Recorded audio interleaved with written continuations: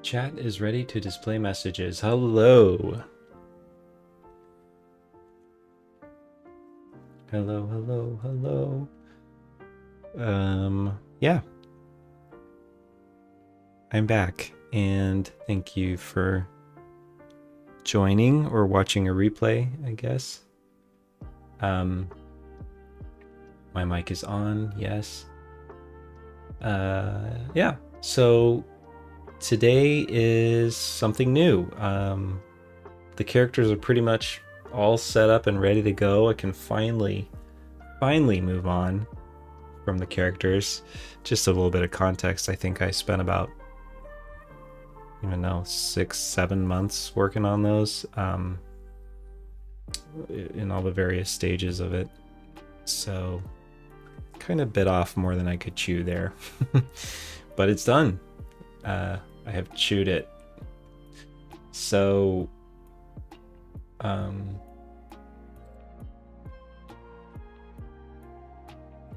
so today I'm going to work on some terrains, some environments for the first episode, because it's something new to do. I'll also have to make a couple more props before I start, before I get through the first episode, but I can actually start the episode without having those props because there are a lot of shots.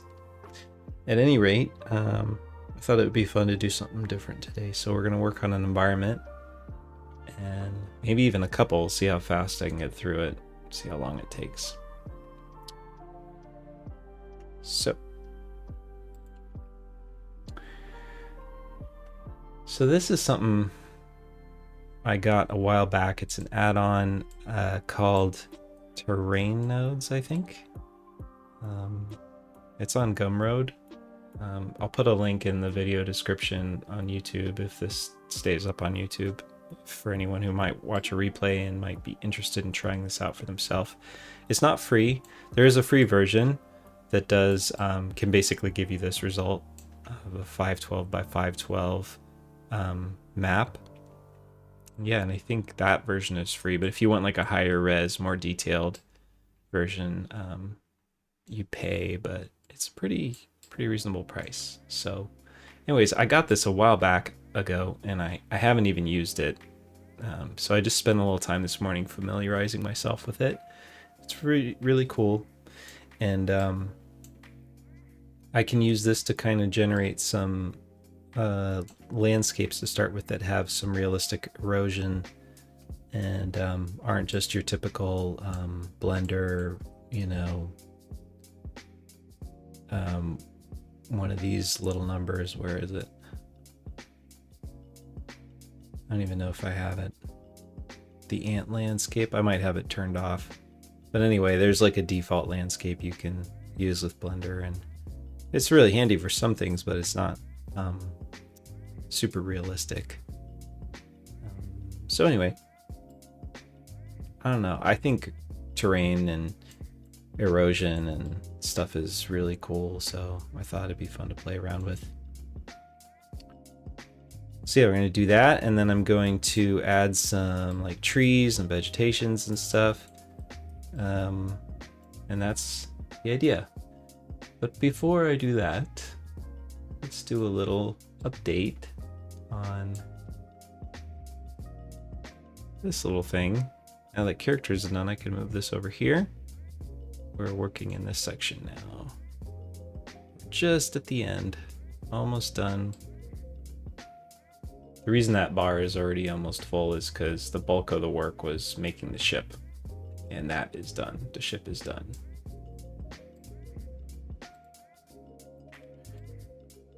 So by default, the terrain nodes kind of just works on a like a noise generated lumpy surface, but I thought it would be fun to be able to actually like create a surface out of, you know, objects.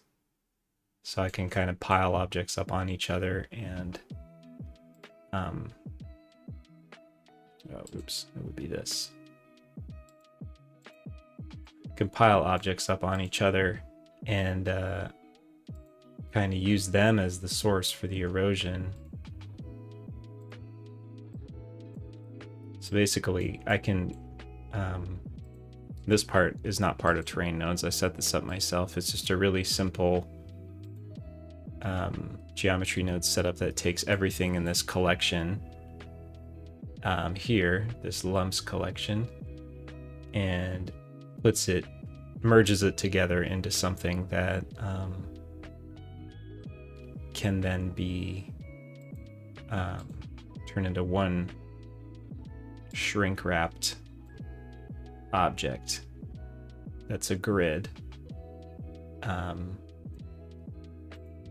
Yeah, by default it's, you know, it's just a plane that's up here, but the shrink wrap projects it onto that. That's generated by geometry nodes, and that is generated by these. So you start here and, you know, you set up whatever you want, and then it generates this. Just one solid object for the shrink wrap to project onto, and then you get that, and then that gets taken into geometry nodes and you can erode it. It's a similar workflow to Houdini. Houdini has this amazing set of terrain generators, and it starts out by being able to kind of create shapes of a landscape based on whatever you want. It's a cool way to work. And, you know, I could also like sculpt some things too and add them in.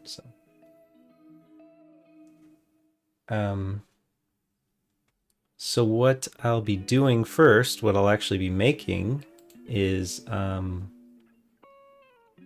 bring my desktop up here.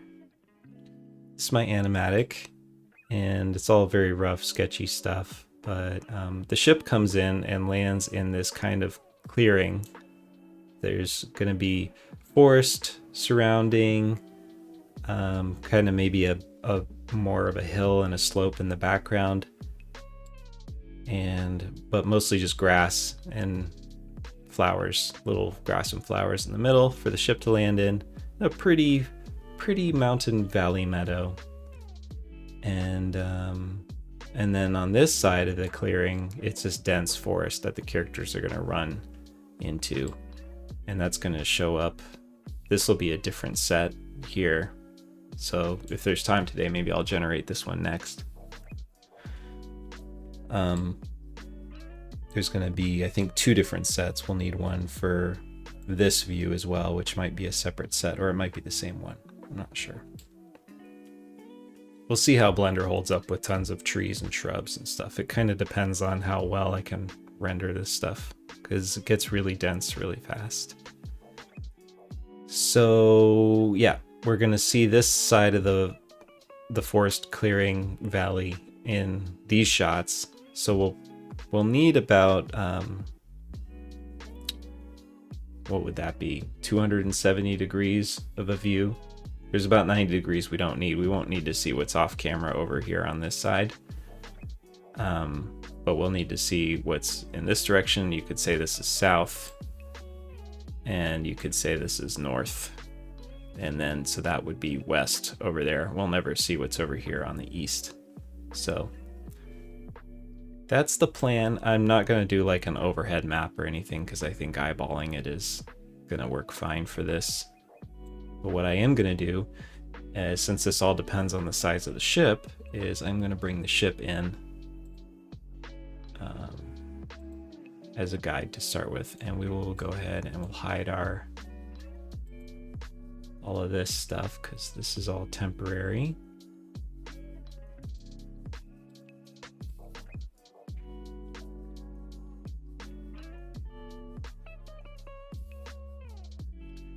So I'm gonna go ahead and another cool thing I did was I set up my asset excuse me, asset browser, so now everything's in here. I can just drag and drop. So I got my ship here, it's set to link. Just bring the ship in. The ship is a huge file, so it's gonna take a minute. So there's the ship. And I'm not gonna do like a library override or anything. I'm gonna change anything on the ship. I'm really just using it as a guide for the size.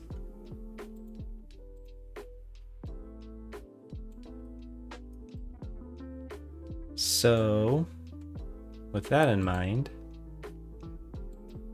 I'll know about how big I want this terrain to start.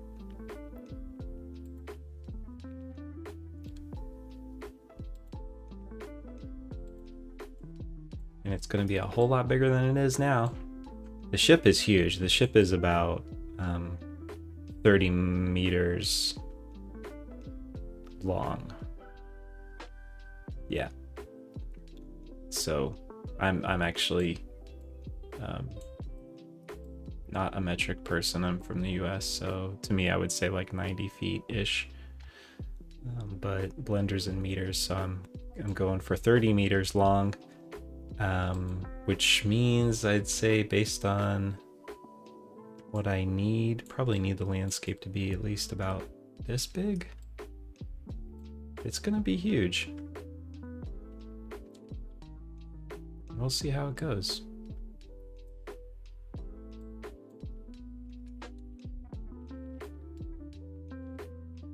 A lot bigger than that. Let's try 500 meters. That's a half a kilometer. That's probably gonna work.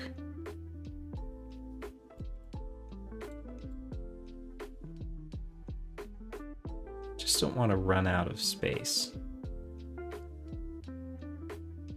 But I think that'll work. Let's try it.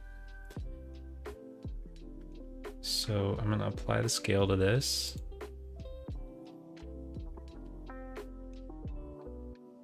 I'm gonna go back into here.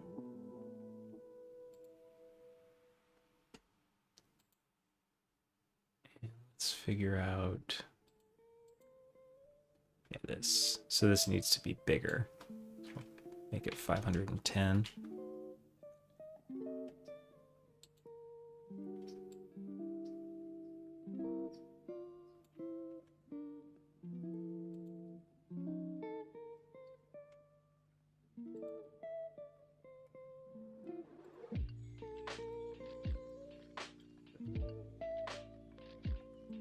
Now we have our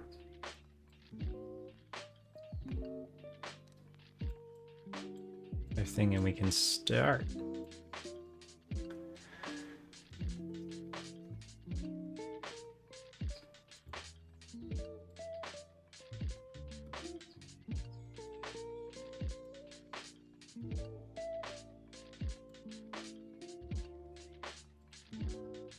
Oops.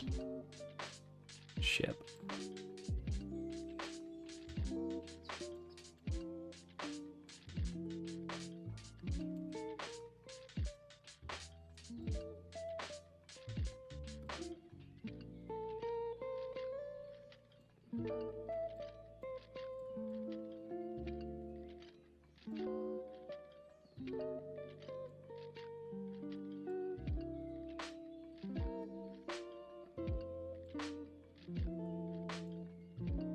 Maybe I will do an override so that I can hide some things.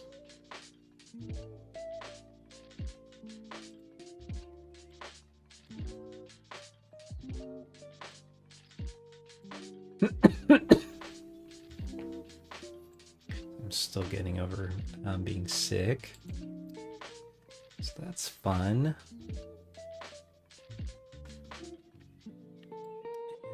These physics are supposed to be off by default, but I guess it's not that bad. It's not slowing things down too much.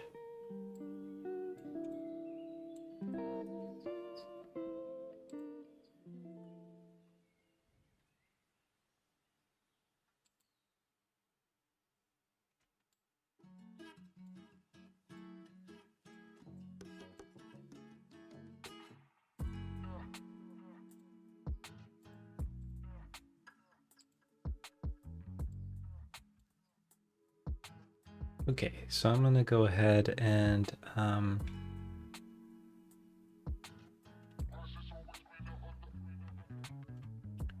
gonna delete the rock and Suzanne out of here because I'm not gonna use that. And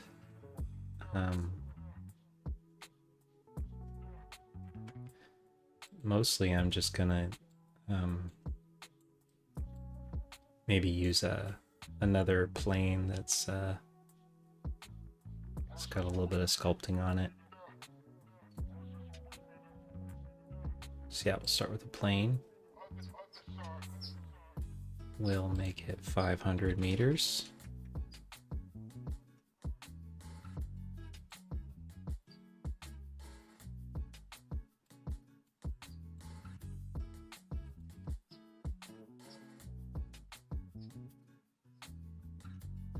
Drop that in there.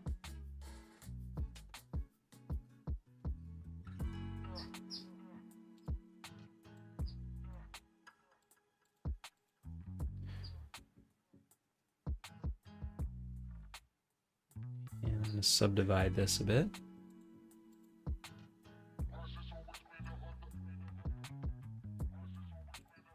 Maybe 30. This is just going to be the vague shape of the hills, so it doesn't need to have a lot of subdivisions. And we'll call this like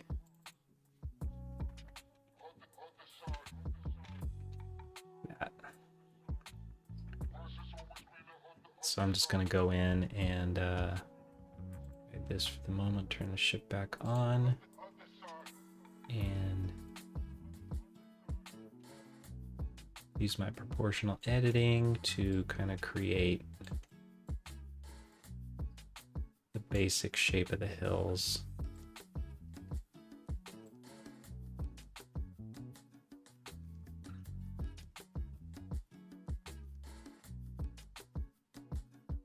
So we're going to want an upward slope here.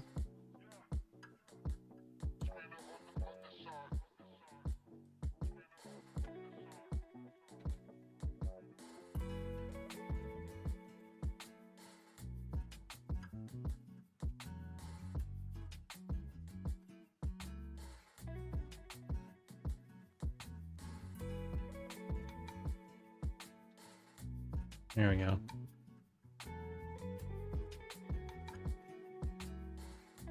Start with just a little.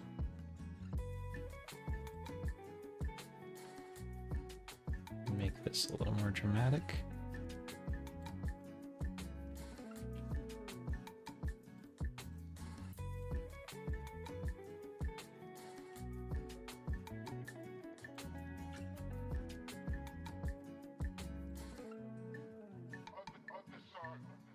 It's probably good for hill height, and then I think this part will bring down a little bit.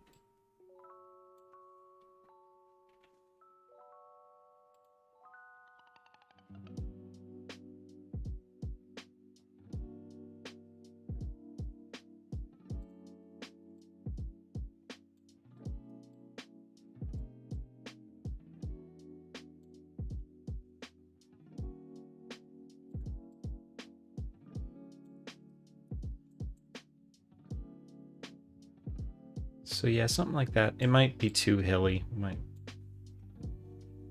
want to be a little flatter.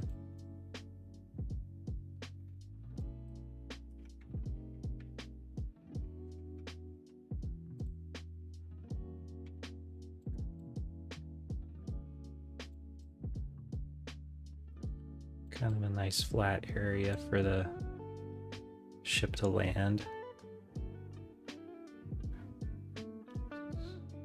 Great.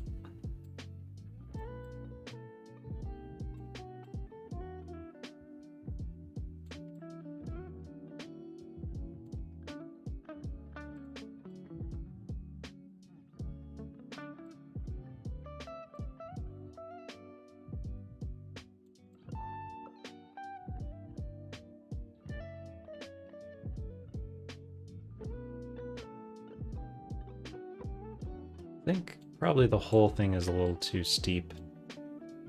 So let's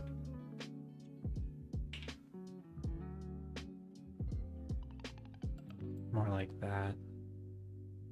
Yeah.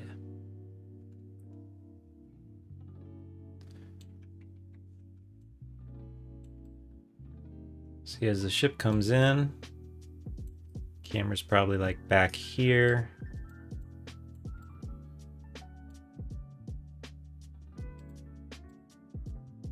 Let's set up a second view and try some framing out.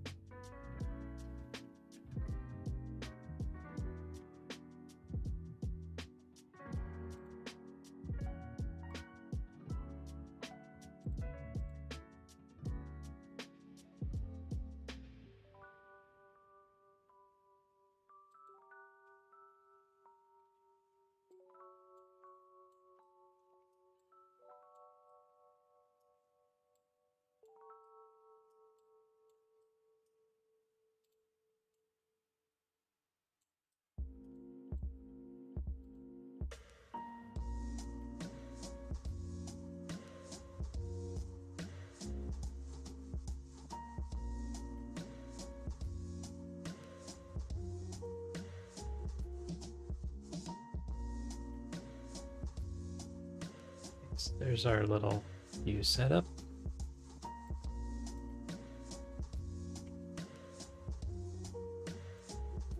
Oops.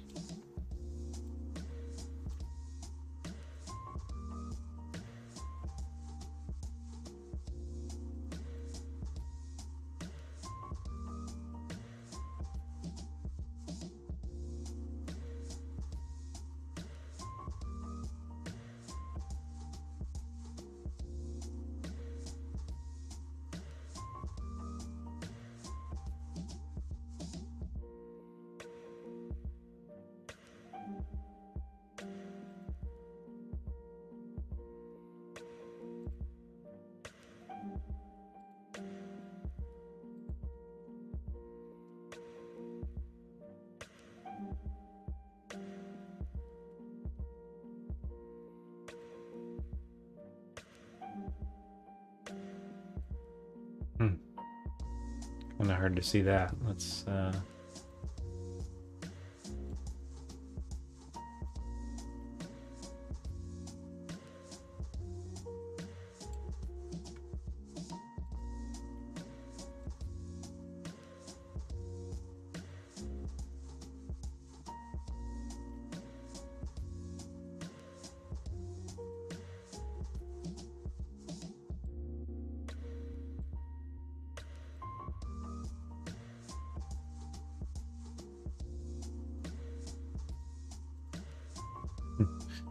trying to see this image without the transparency grid.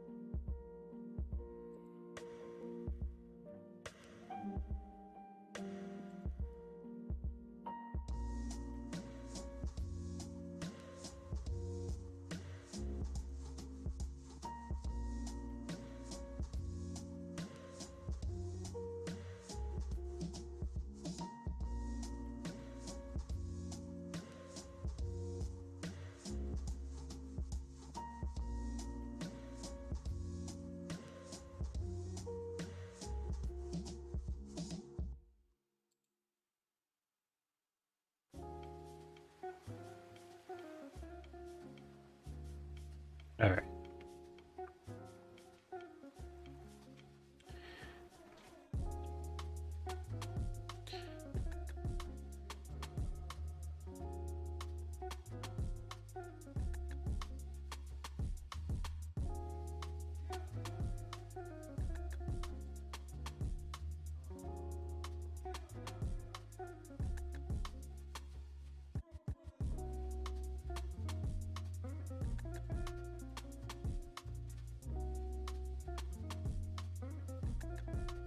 So since I'm not gonna ever see that part, I can probably have the ship land more over here.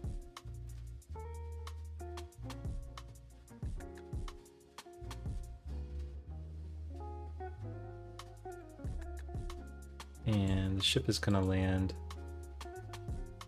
facing more this way.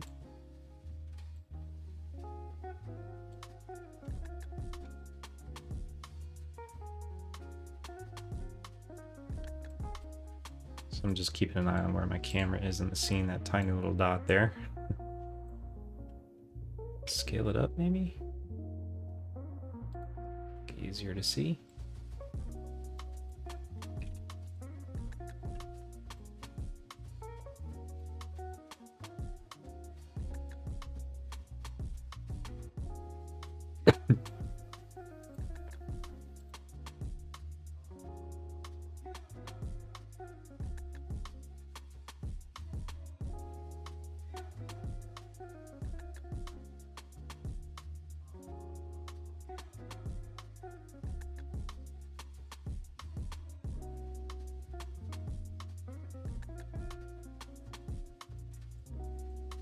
Okay, so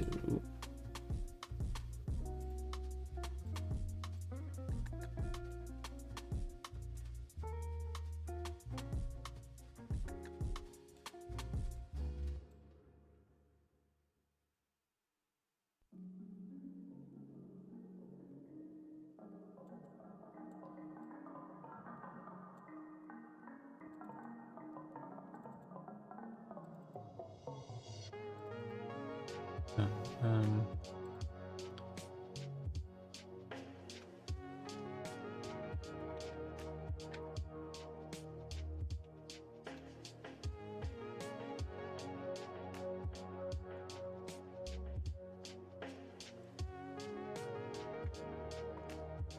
the other angle I want to check before I commit anything is how things look from the other direction.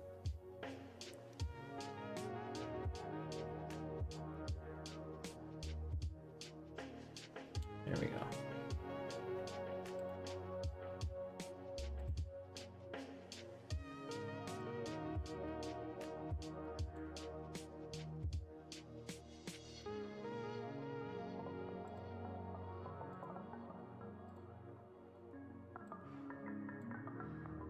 From that shot.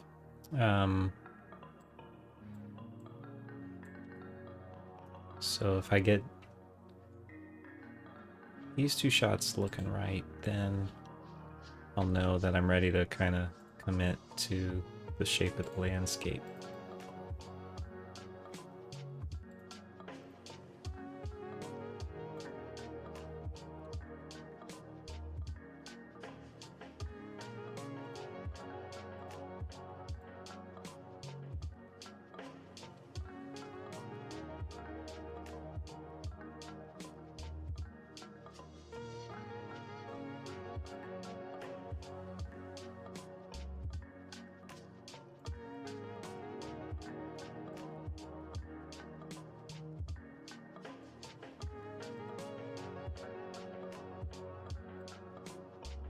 Whoa. So this shot's going to be kind of looking out this way. In general, we'll be kind of here for that one shot where we see them running into the forest. So that's probably going to be just fine. This one's going to be a little trickier. And this one I might just need a set extension because we're going to want to see a lot of trees deep into the background. I don't necessarily want this one landscape to encompass all of that. So I guess I won't worry too much about like a set extent or extending this to fill that space. But yeah, we're probably gonna be looking at it like this-ish.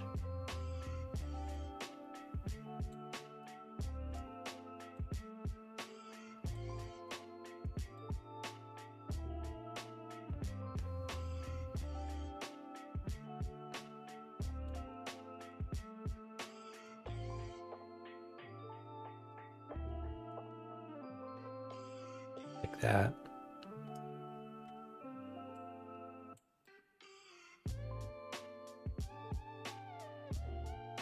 Okay, so this helps me figure out how kind of tall everything should be in different places.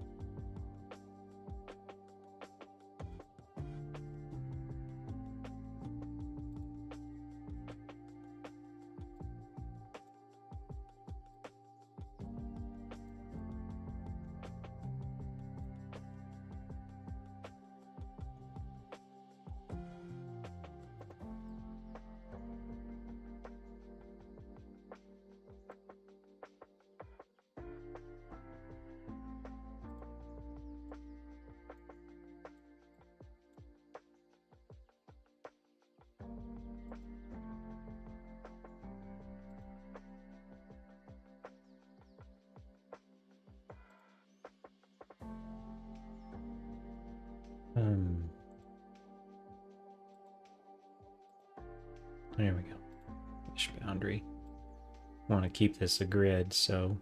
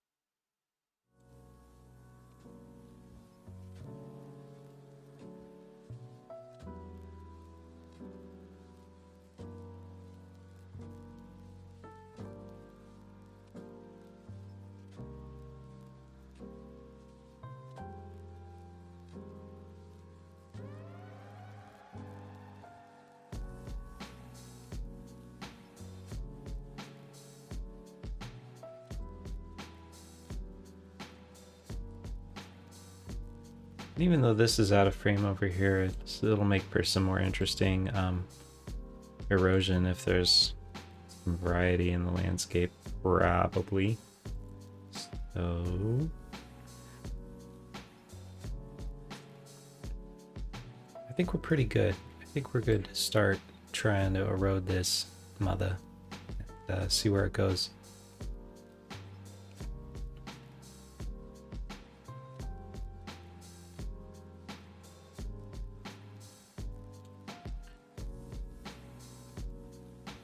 So now if I turn this on, you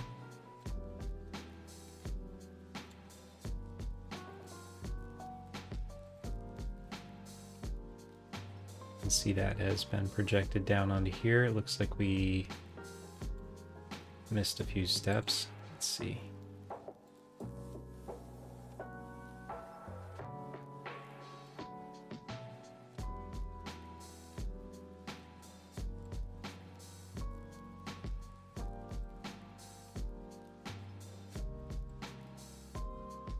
Yeah, it needs to be taller.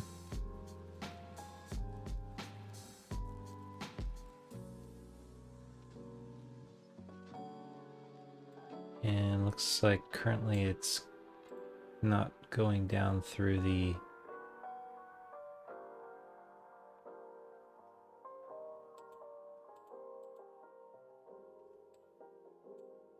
floor.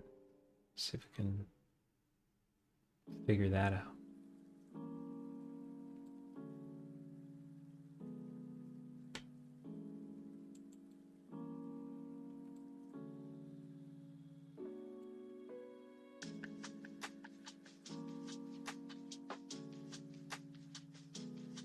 Oh, yeah.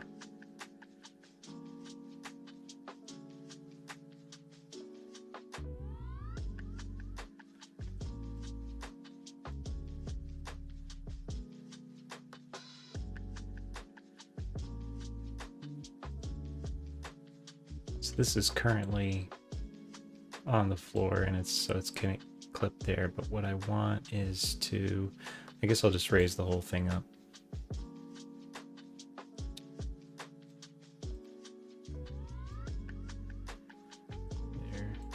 Oh, and with that, ship in the camera.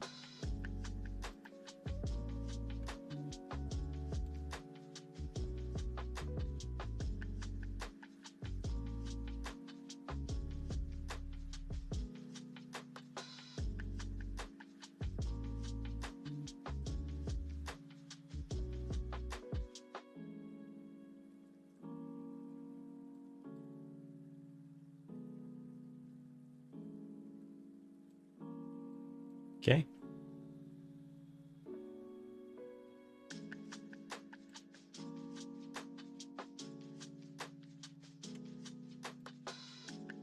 And I'm going to browse for some different music.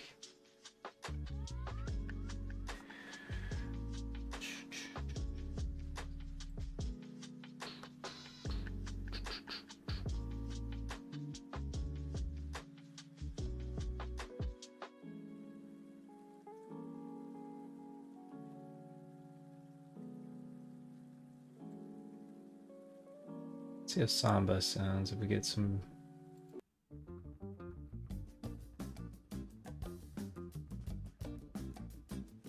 Yep.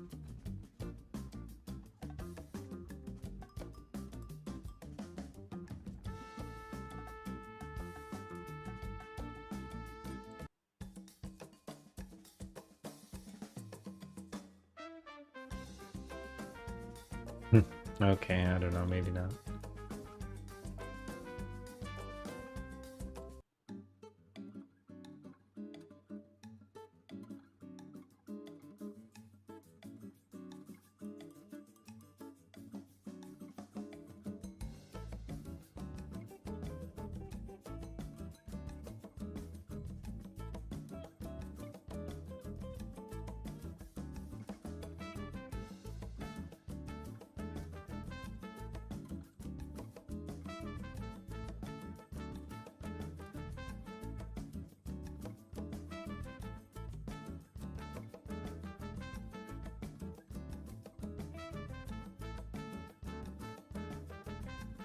Okay, so there's our actual terrain source.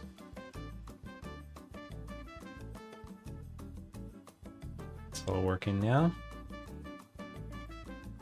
Now we can look at our actual terrain, which I'll need to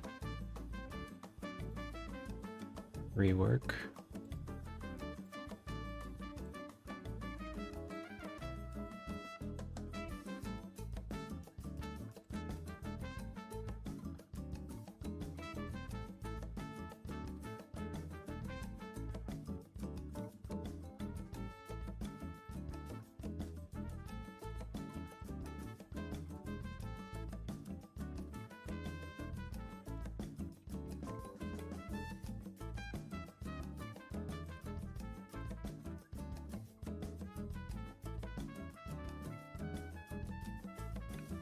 So what did I decide this was? 500.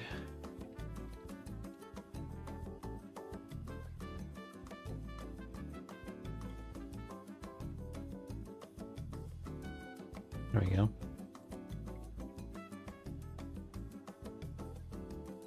And we'll need to refresh that. There we go. So now we have this and we can erode it.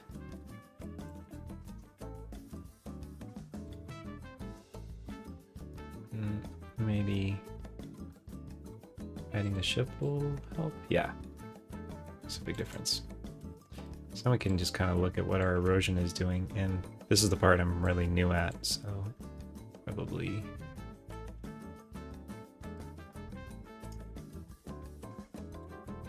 be a bit of a learning curve.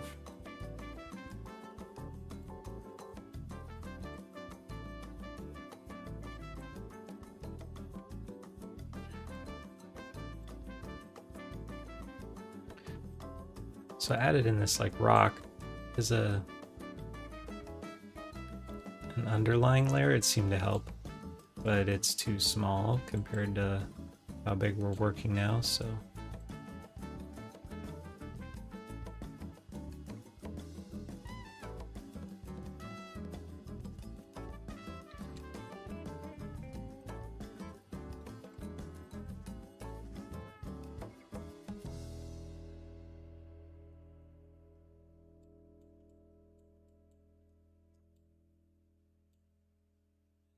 much.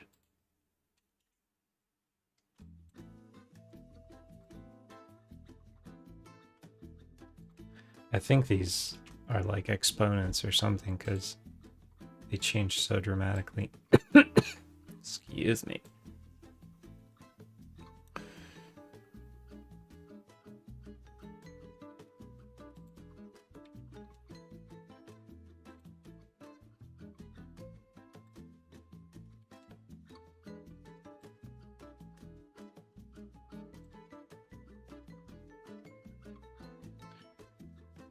So that's kind of like, that's feeding into this as rock. So this can be like, I guess, bedrock. I'm wondering if there's masks. I think there's a mask in here somewhere.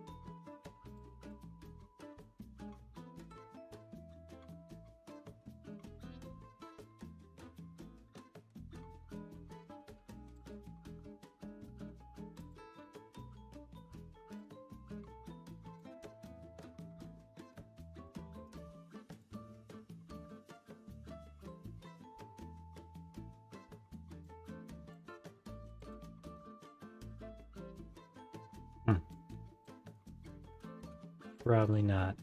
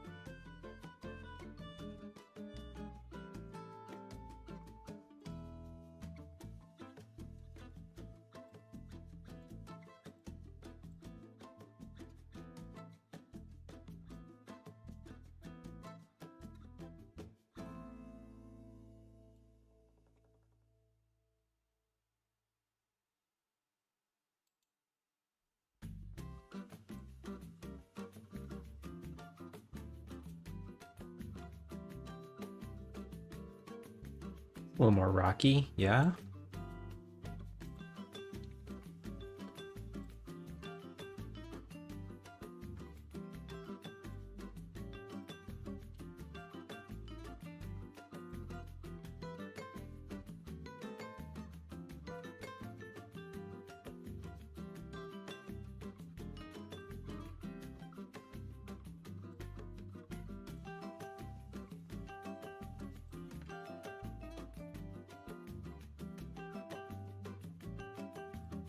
Let's try that. So that's gonna just get blended in as kind of like a base rock layer. Oh, and I think the other thing the dude did in his tutorial was add the sediment and the terrain together.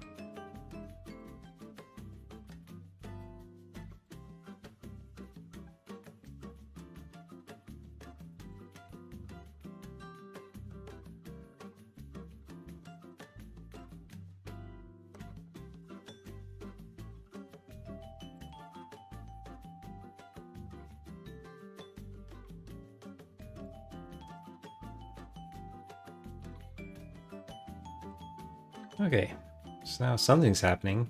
It's interesting. Let's try skipping that math there.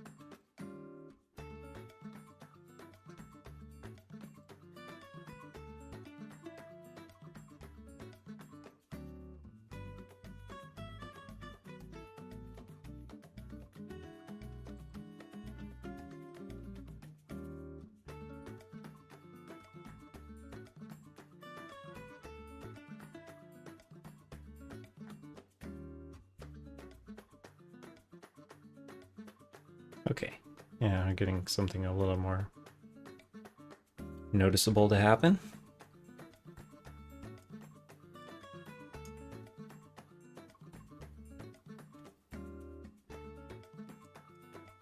Let's try getting rid of the rock one more time.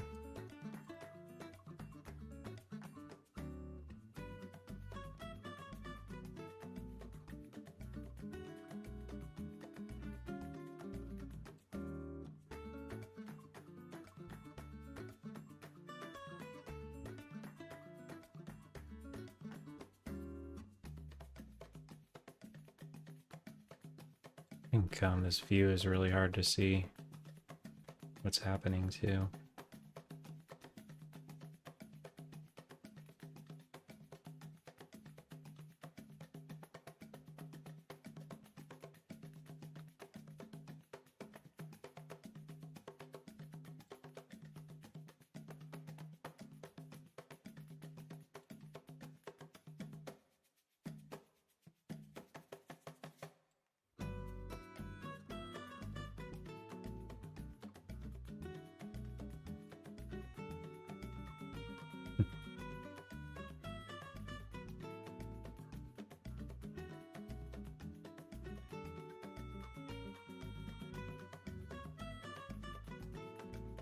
There we go. That's a little easier.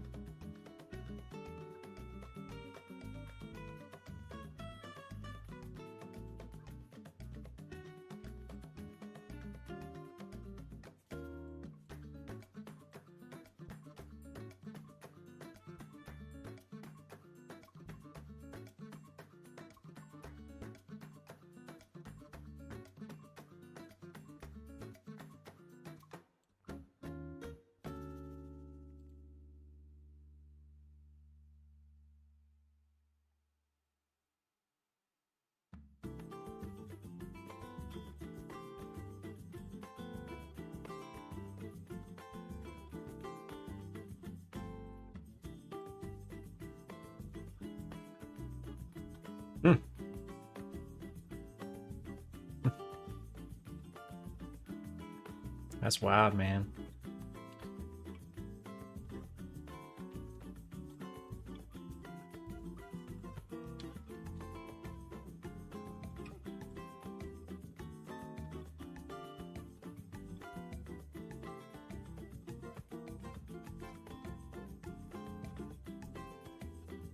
I think I just have it eroding for too long.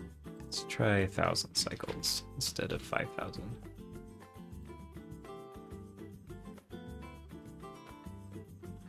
Oh.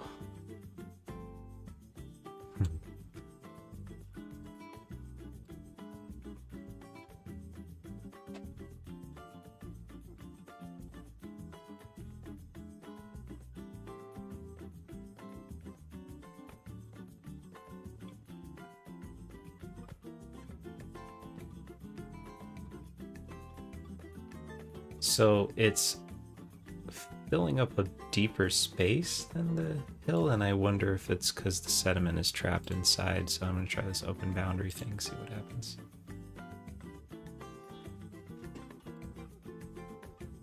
It does help that runoff and stay lower there. I'm just not sure why it...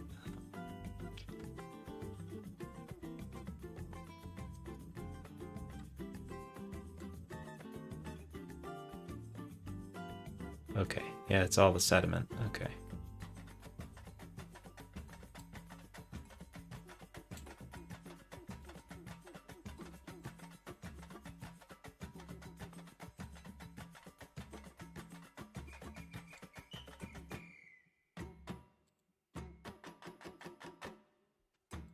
That's fine now. We can lower it.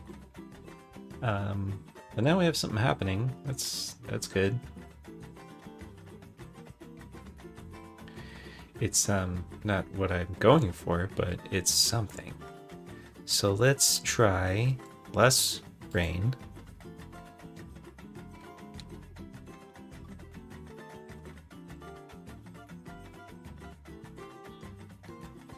Still way too much rain, I think.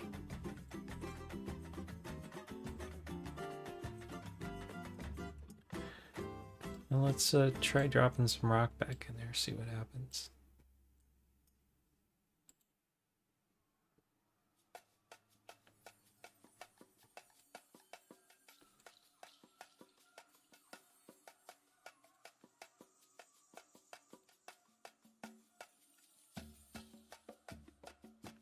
Okay, raindrops. I guess that's more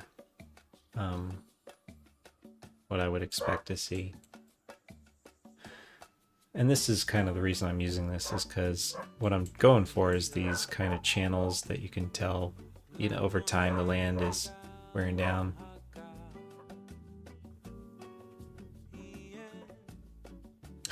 Can hear my neighbor dog barking.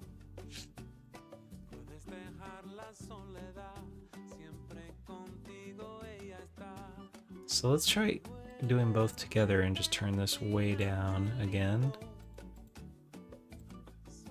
This is using way too much rain.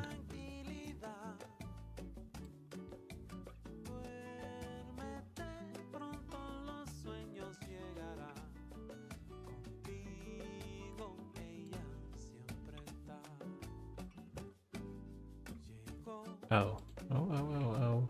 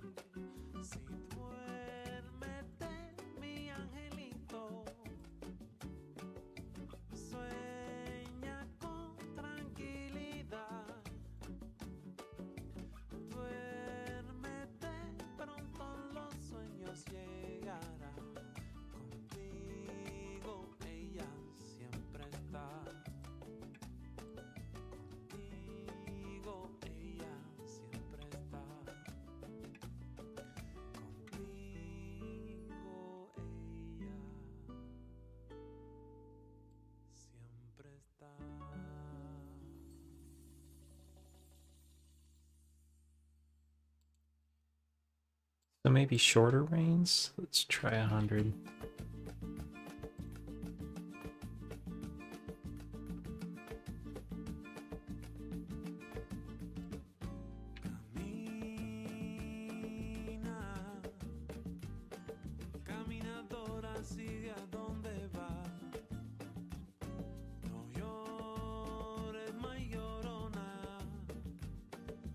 Something a little more interesting now.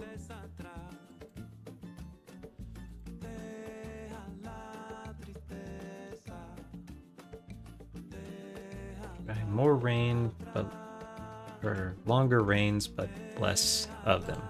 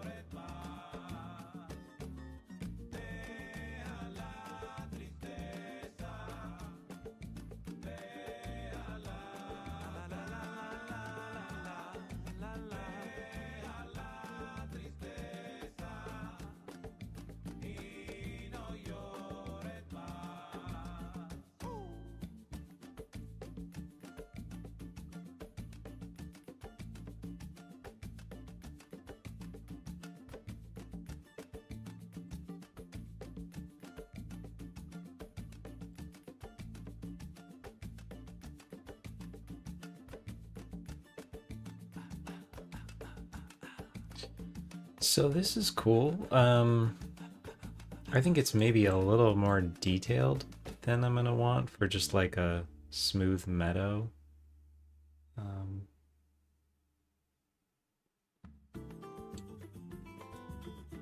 So maybe there's too much sediment.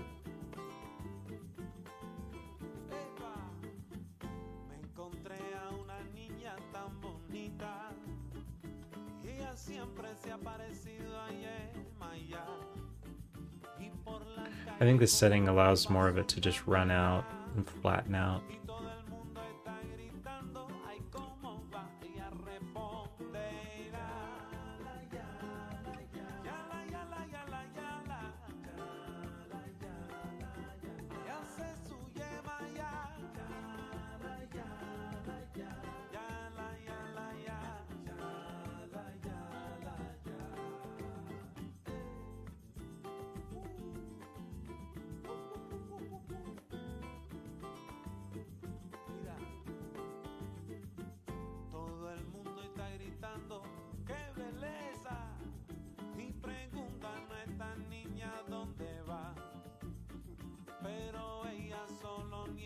con la cabeza. Ella sonríe y sigue bajando hacia el mar. Como dice, yala, yala, yala, yala, yala, yala, yala, yala, ay, qué belleza. Yala, yala, yala, ay, yamaya, hace su yamaya. Ay, repítelo de nuevo. Yala, yala, yala, yala, yala, yala, yala, yalelele, yelele, yelele. Ay, yala, yala, yala, yala, yala, yala.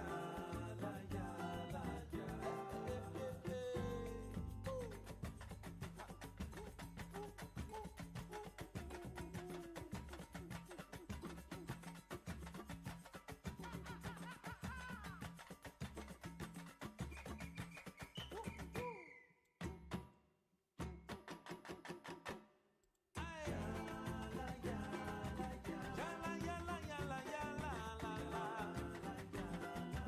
Ay, qué belleza, qué belleza. Selelele, lelele, lelele.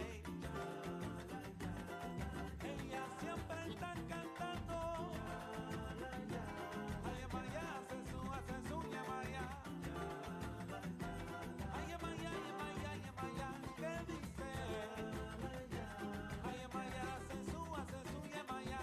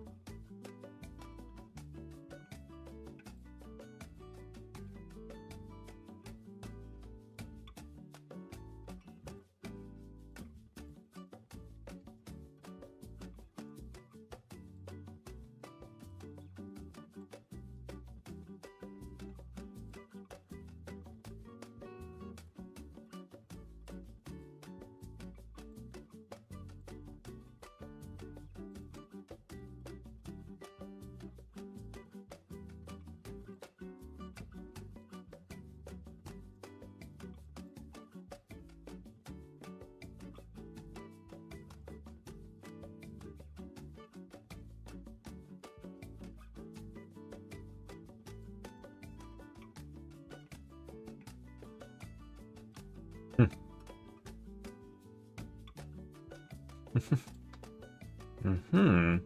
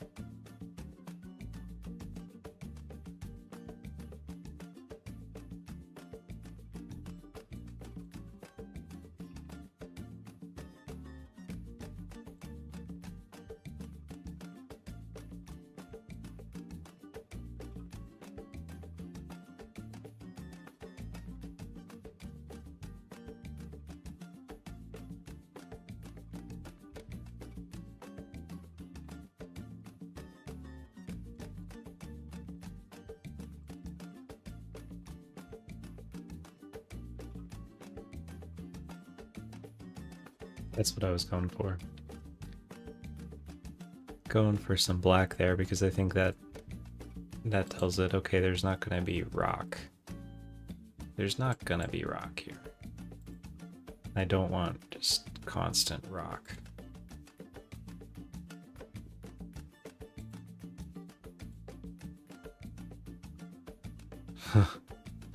Let's just see what that does. Let's try it.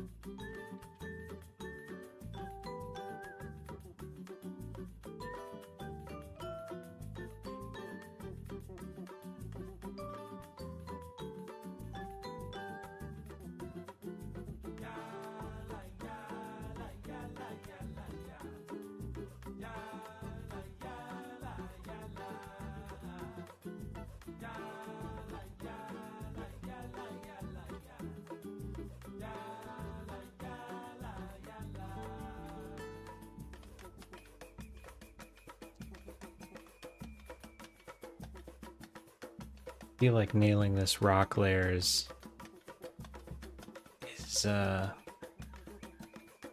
gonna help me get what I want here.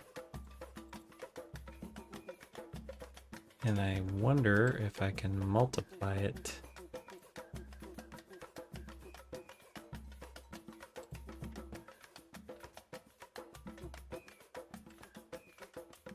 by another noise.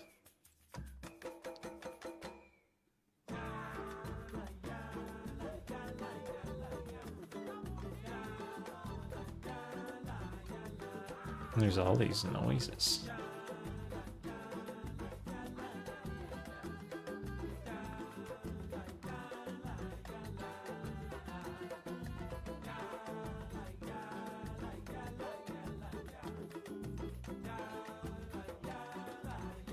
Yeah, something like that. So if I multiply these two together,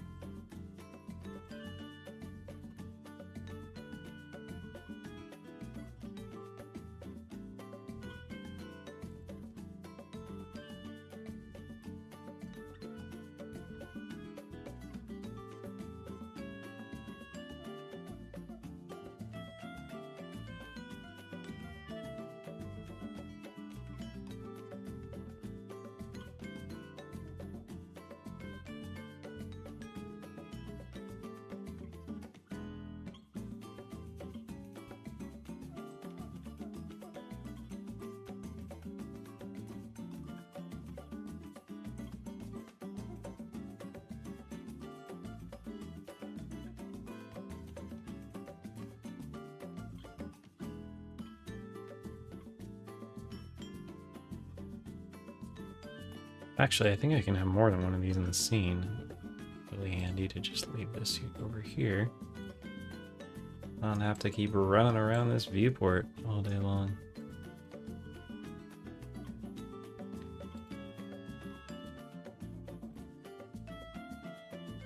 Okay, this is what I'm trying to do.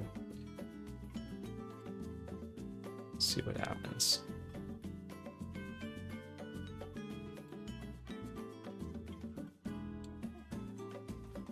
Yeah. So I'm trying to get those cracklies, but not uniform all over everything. And so let's try scaling this in, I guess, 0.1.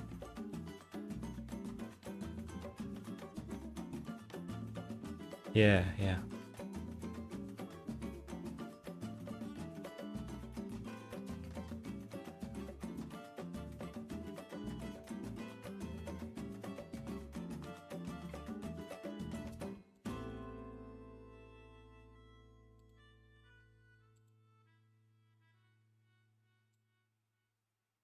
Yeah.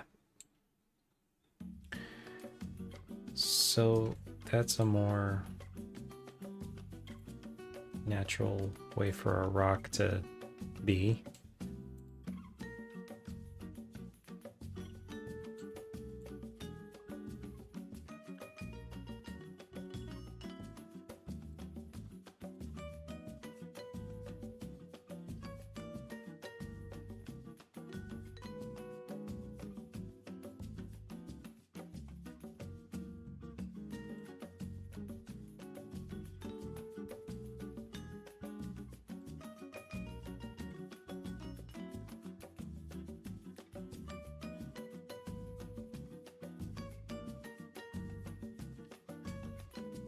So let's try scaling it up, adding a little more detail.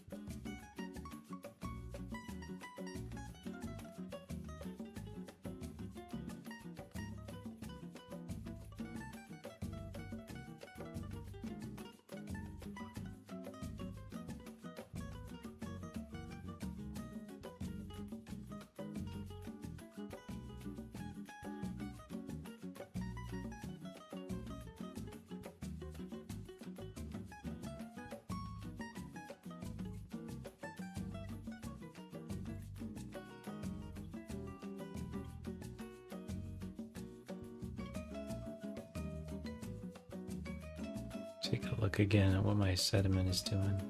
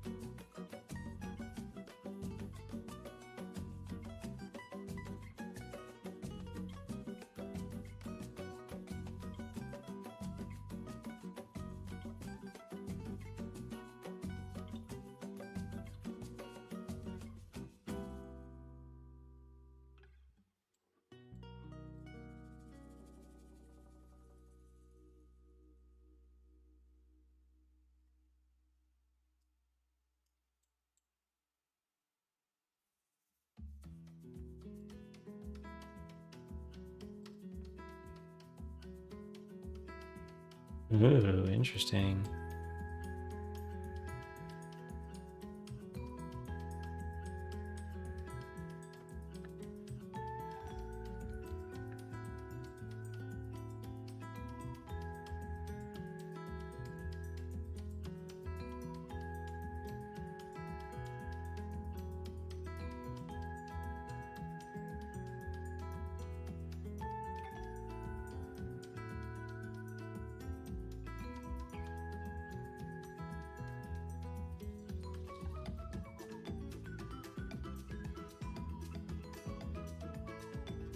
Ooh.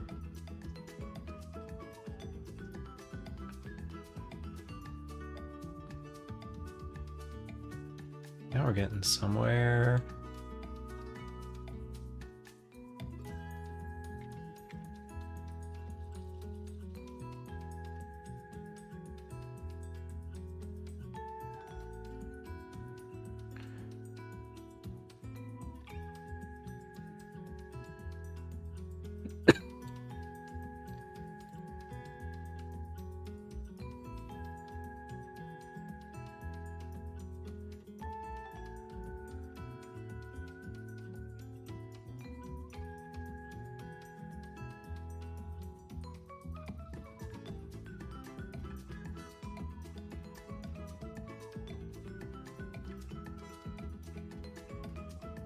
Okay, well, I could play with this forever, and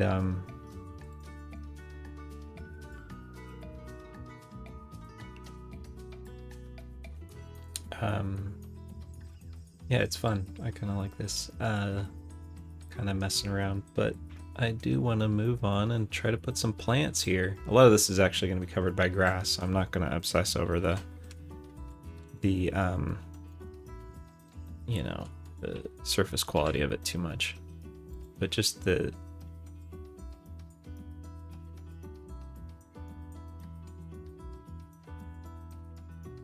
fact that it's got natural variation, but not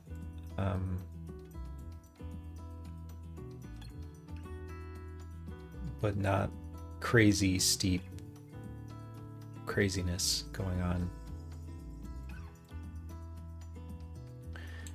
I feel like we could go even more detailed.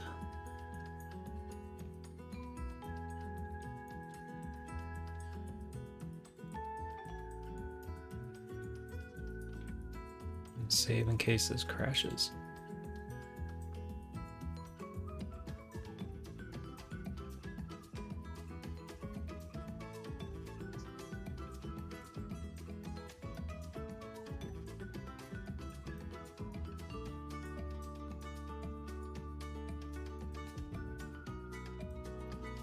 Processing. Okay.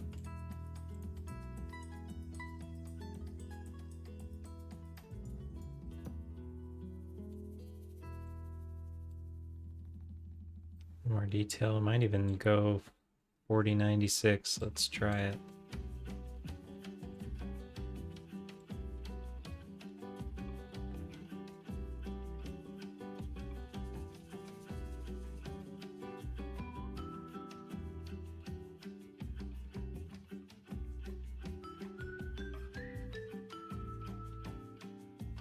Processing, processing, processing.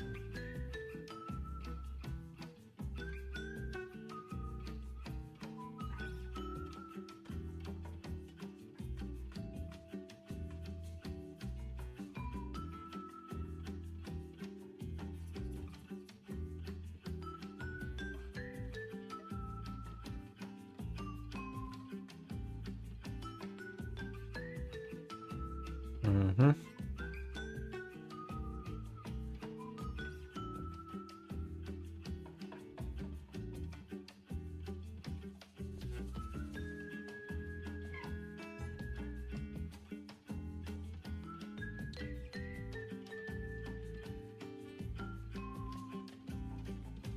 Now, when I watched the tutorial, this dude, the developer of this, he actually duplicated his erosions and stacked them up on each other to increase the size rather than just doing it all in the first one.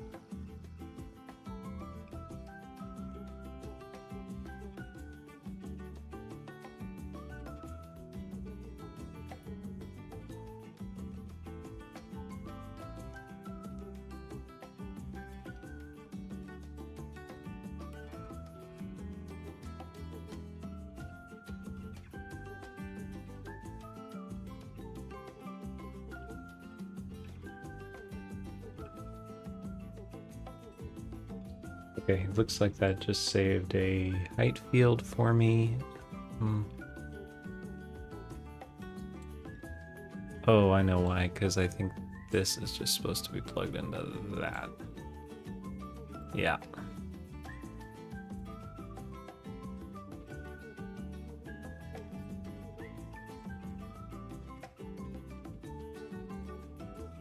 Yeah, there we go.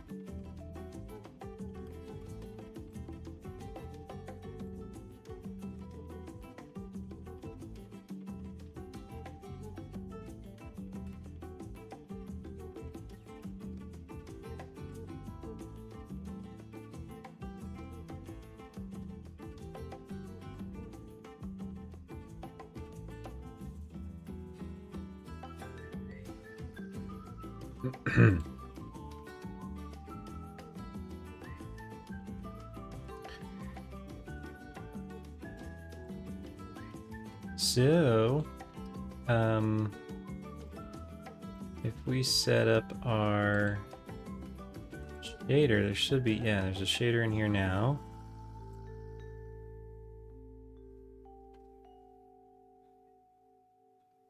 I don't know what STRW means and SUSF.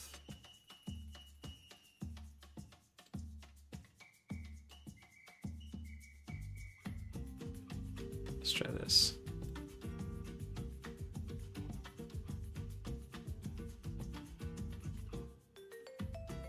Yeah, they're there. Okay, they saved now. And so the idea is now I can, I don't know how subdivided this thing is.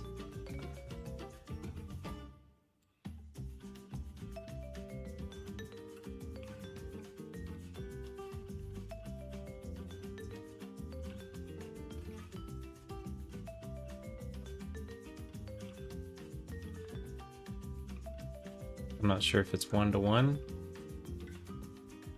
Looks like it's more subdivided than the texture map is, actually.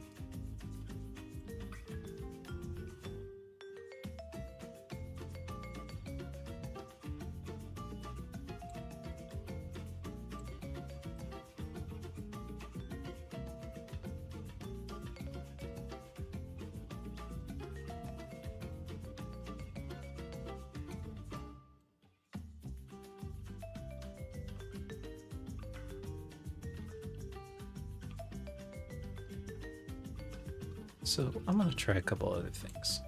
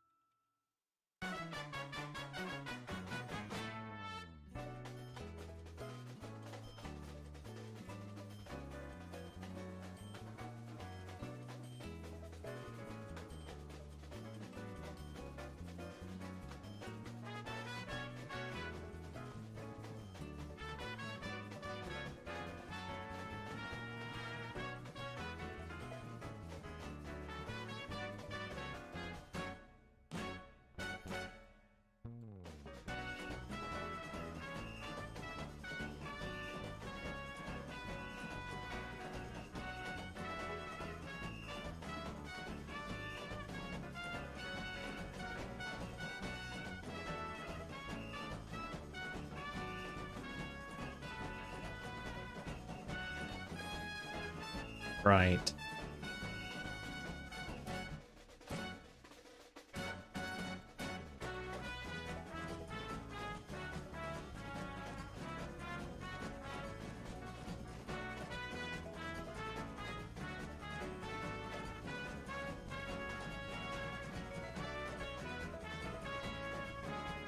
Alright, I just have to figure out which map to bring in.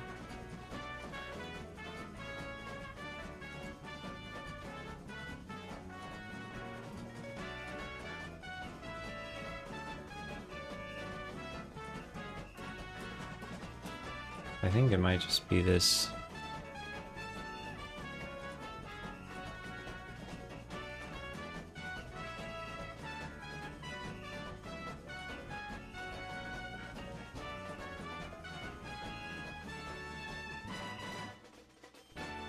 Uh-huh.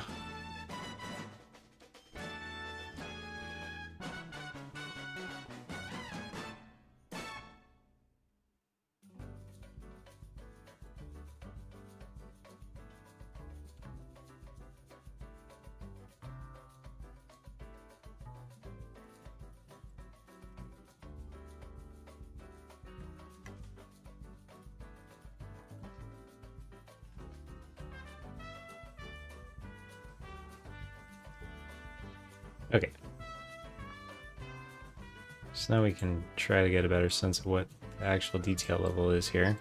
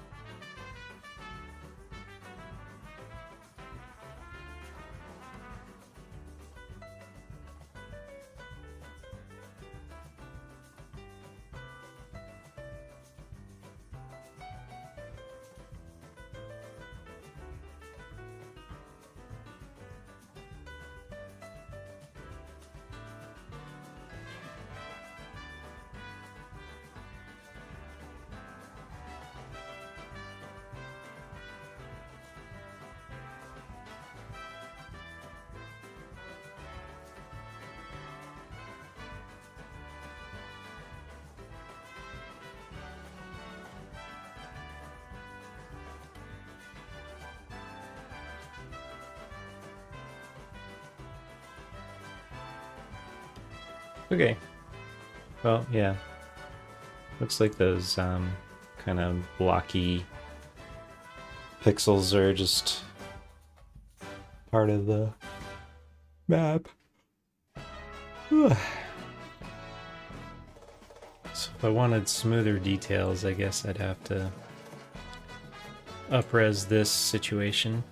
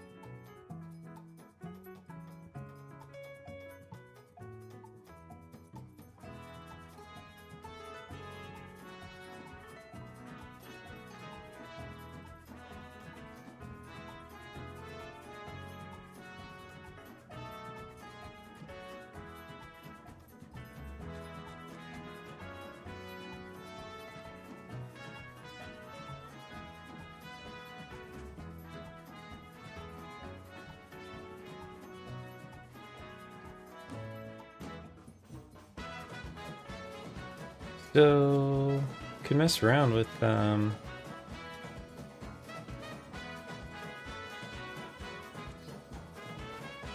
this a little bit, I guess. Well, I don't think it makes much of a difference.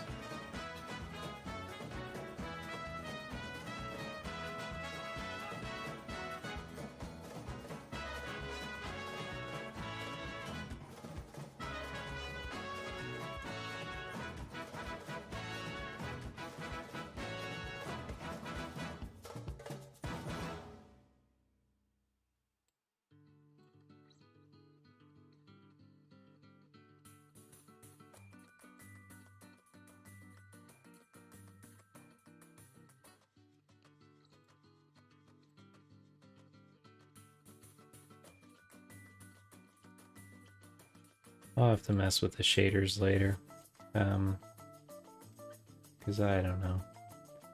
But I think for now it would be good to move on to putting some trees and grass and stuff on this thing. So I'm gonna do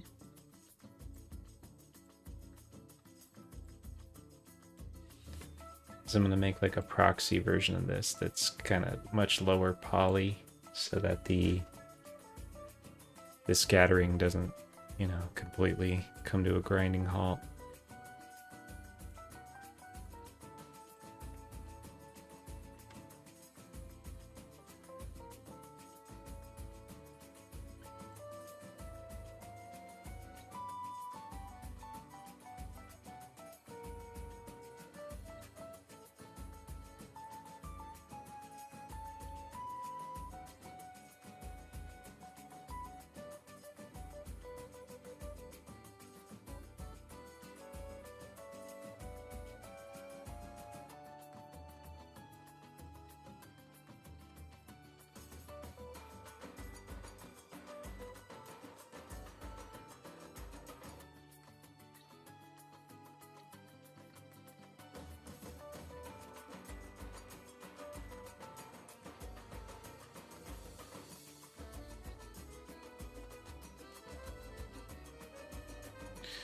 Yeah, so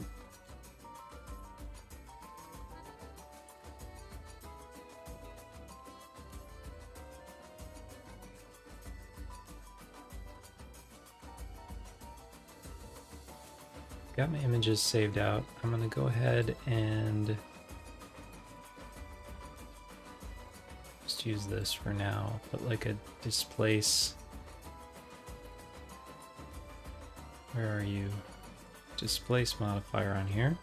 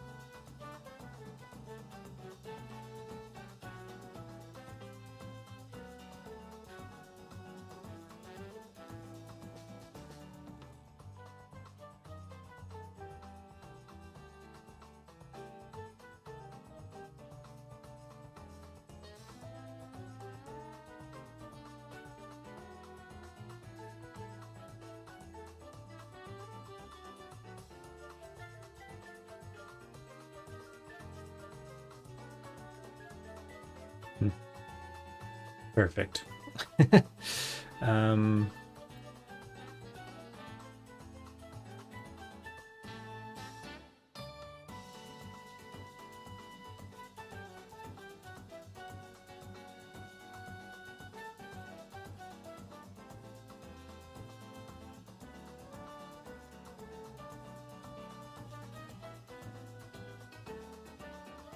There we go.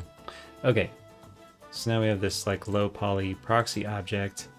I don't love how the last row of points is all wonky.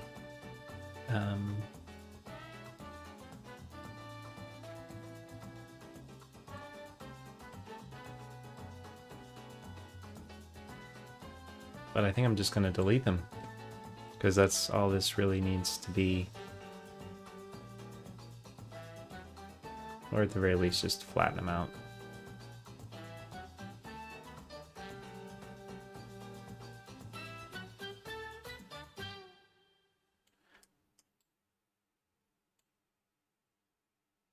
So I'll save an editable version of this.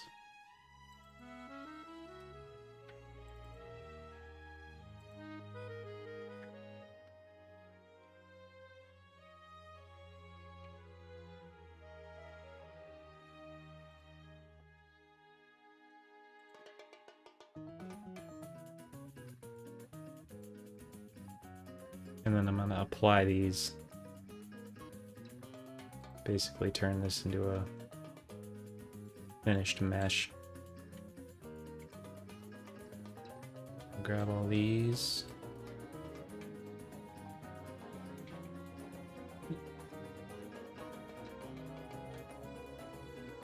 Just move them down here so they're out of the way.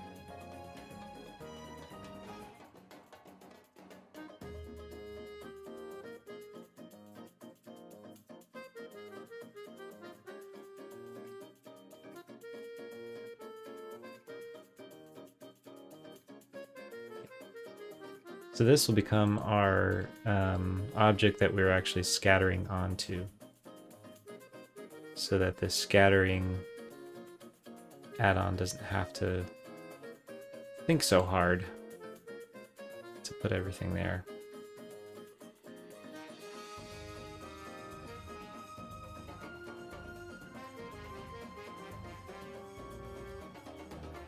So we'll close this for now.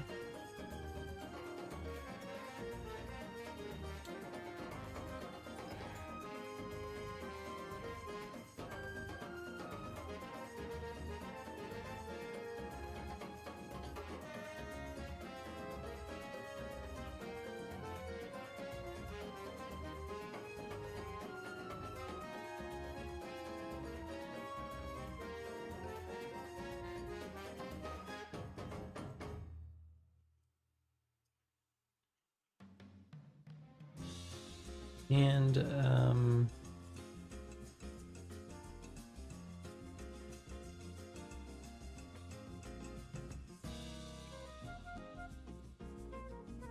yeah, I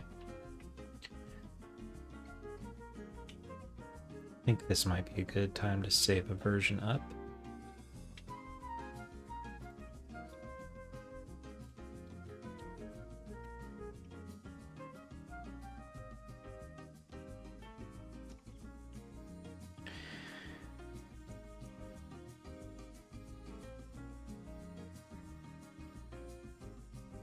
So we're gonna go in and we're gonna add trees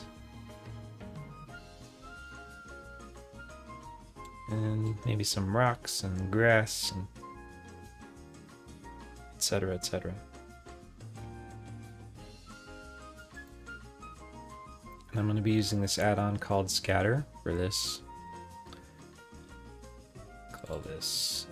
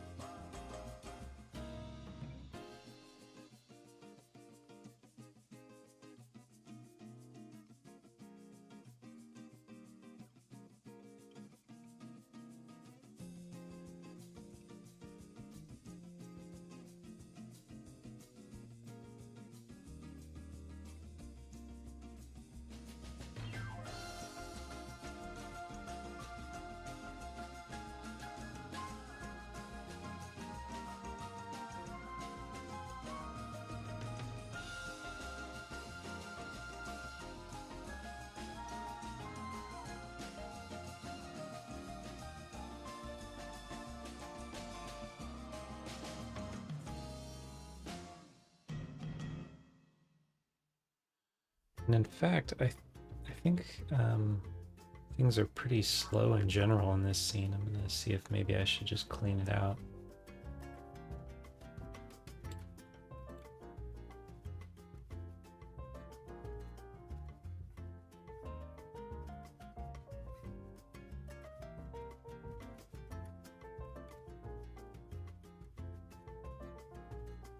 Oh, I know what it is. It's these huge high polygon objects for the terrain.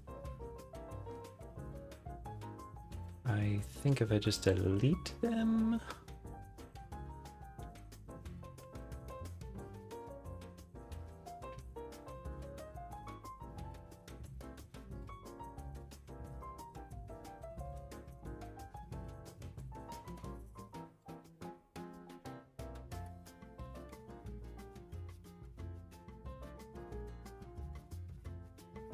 Oh yeah, much better. We just went from 670 megabytes down to 2. That's better. So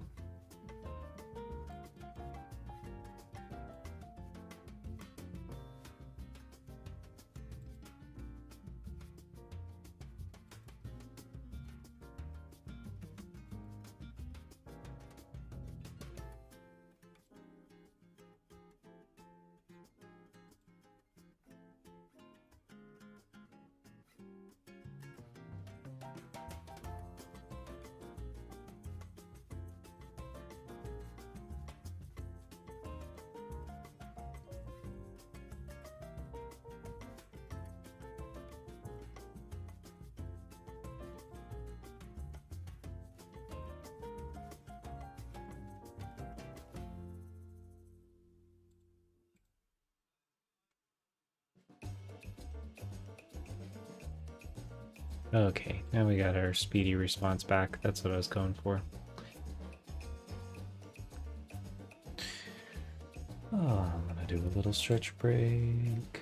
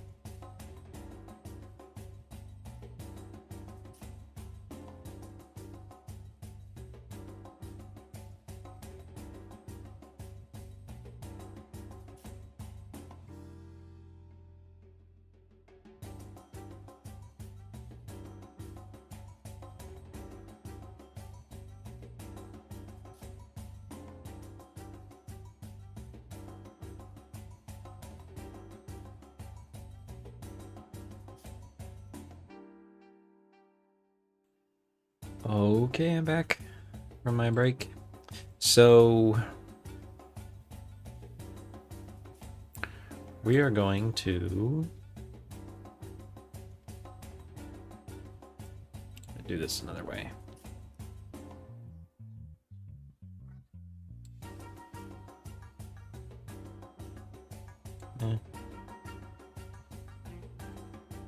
Maybe not.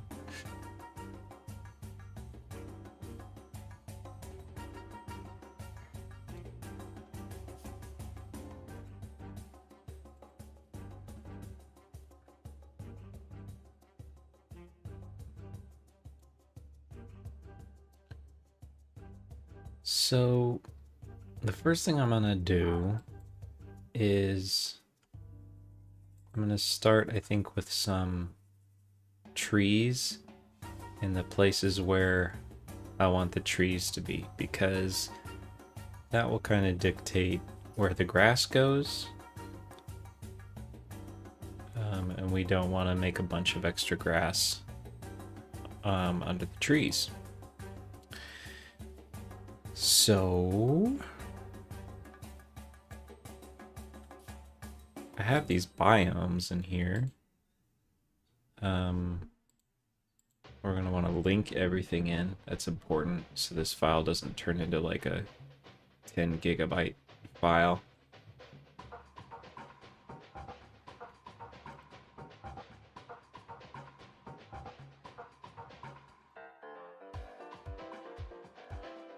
So I can open the biomes. I don't know if you'll see this.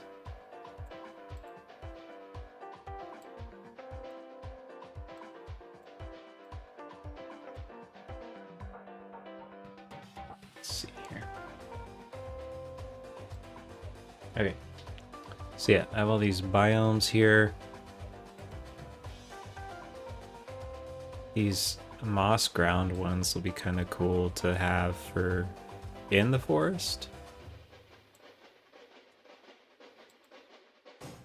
And I think these are going to come in really handy for the area out in the open, as far as these like grasses stuff. It'll be really nice.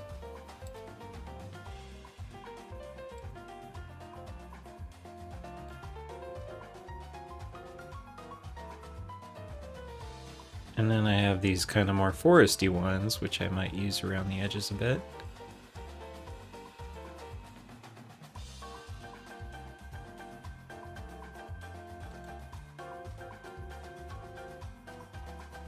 So I really just have to kind of decide what kind of forest I want. Which is a good problem to have.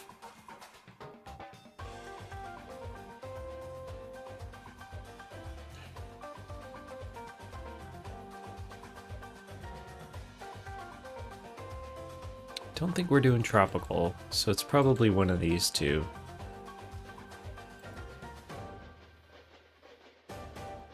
Let's just try the first one, see what happens. So I'll just hit, double check this is gonna link everything and not append it.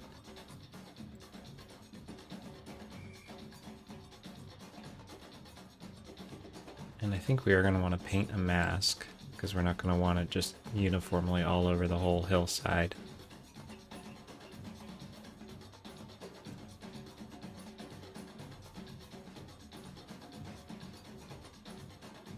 Text group is good.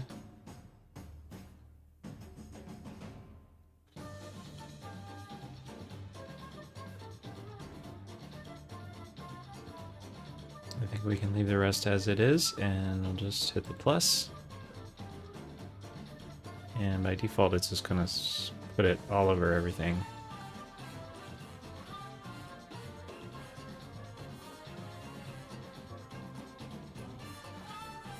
Well, maybe not. It's waiting for me to paint it in. Great. So yeah, if I want to paint it in, let's try up here on the hillside. Look at that. Forest.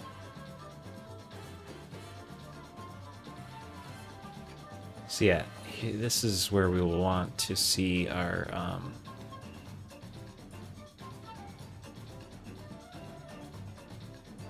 camera view.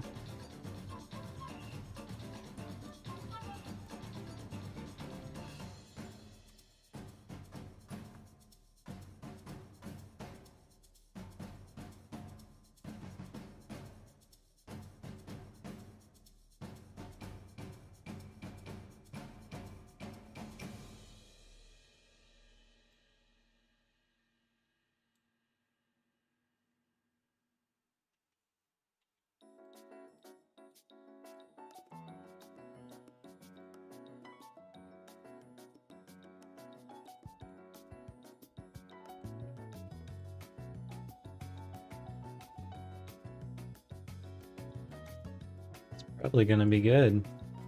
Don't overthink it.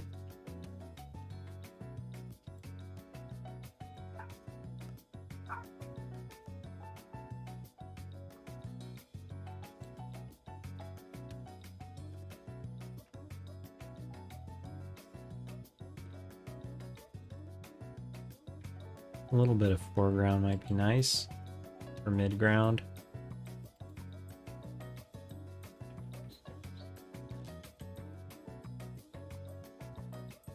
Too close. Something like that, yeah. So that's good background forest.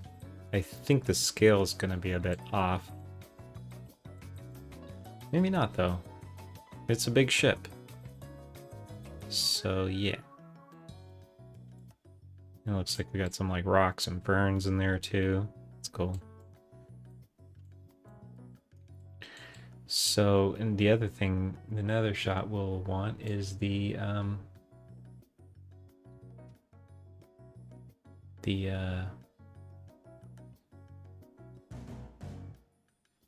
forest in front of the ship. So let's switch to our other shot camera.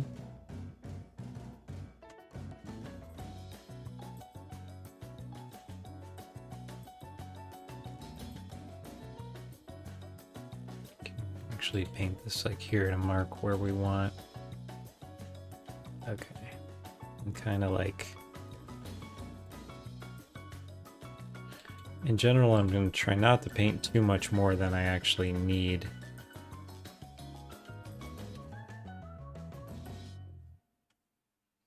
But we are going to have another shot that's more of an overhead and a little further out. So I'm going to set up another camera too real quick.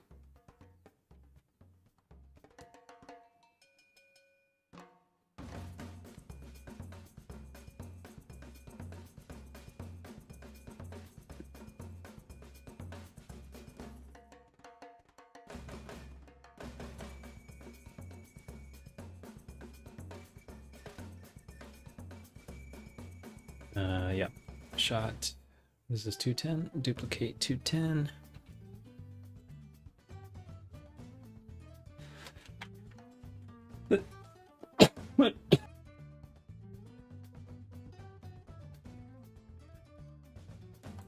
Excuse me. Being sick is so fun, guys. Okay, I'm gonna open up my view here. So that's shot. That's the shot I'm talking about right now. And might even end up needing to reframe that a bit so that there's more clearing between the railing and where the forest starts, but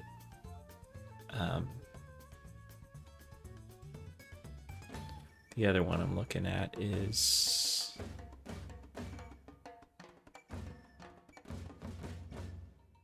this shot. Let's go ahead and snapshot it.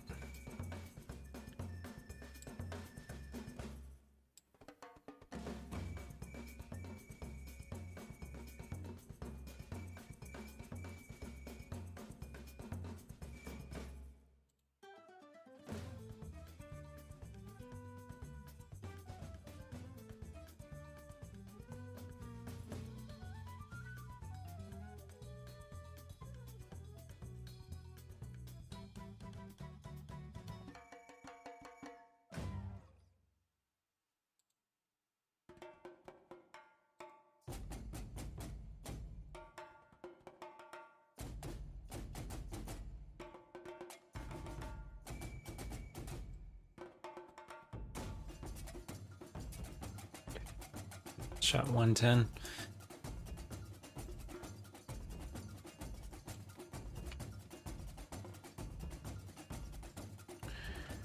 But before I do that, gonna go ahead and save.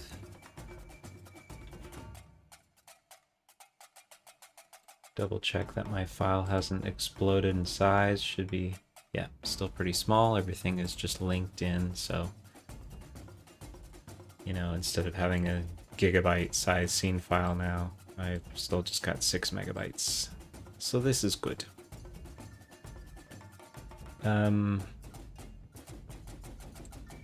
So yeah, like I was saying, I think this forest is actually too close to the ship. Might need to back it off a little bit, and I might need to reframe the shot a little bit.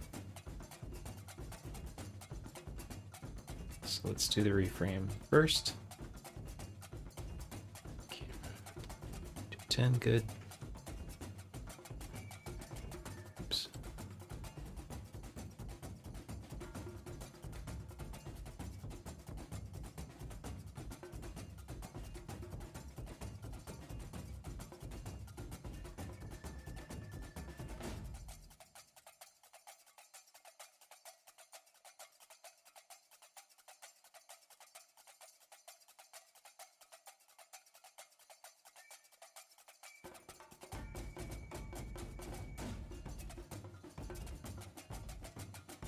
So this is the shot we're recreating here.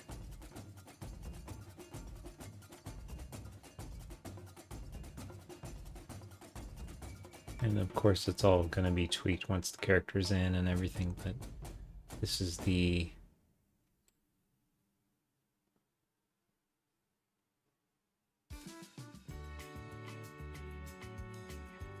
general idea. Oh yeah, that's fine. And the only other issue is that I want to make sure there's still some sky and some open space over the trees, because this character is gonna be a lot taller than the trees. And actually, I might want to bring Zinda in here and check that out, make sure it's all gonna work. So yeah, I'm gonna do that real quick. Save this.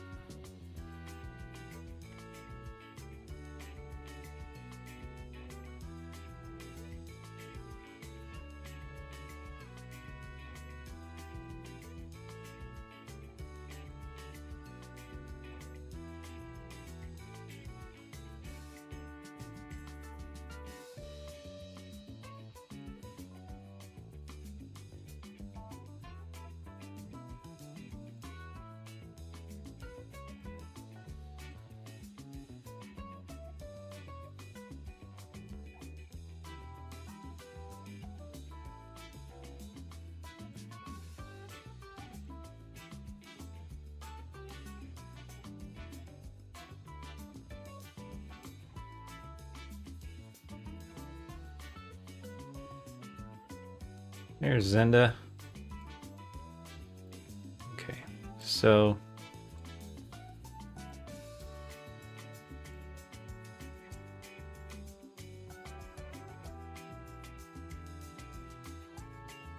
Zenda's going to be coming out of the woods, kind of pushing through the trees.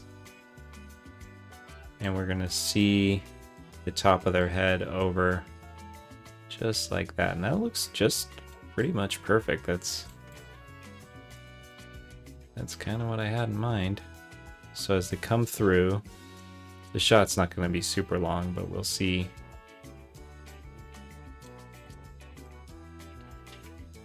Let's see.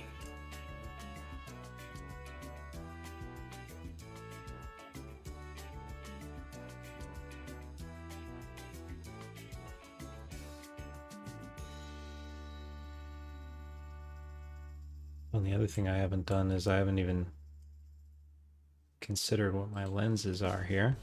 So we'll take a look here. 50 millimeters probably.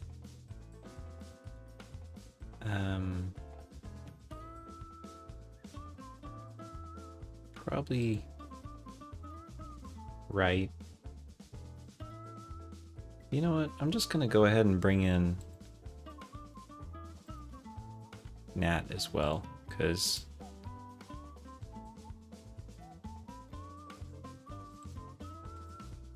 Might as well just do this right. We'll only do it once. Linking, nat.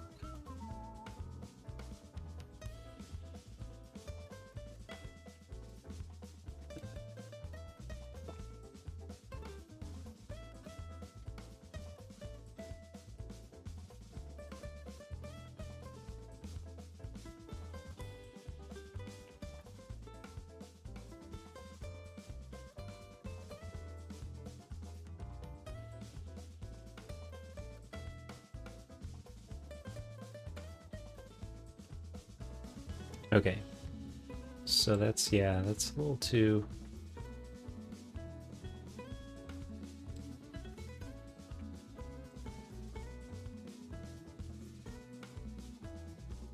Camera's a little too close to Nat, so let's try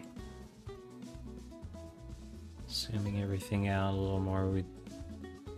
Because Nat's gonna turn to camera, or past camera, rather, and say something off screen.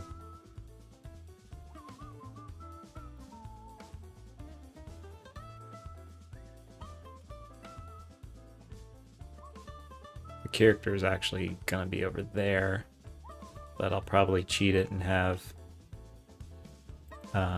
Nat turn about this much, and then the eyes will be looking off sideways, kind of looking over their shoulder type of thing. So yeah, we're getting closer here. So, and anyway,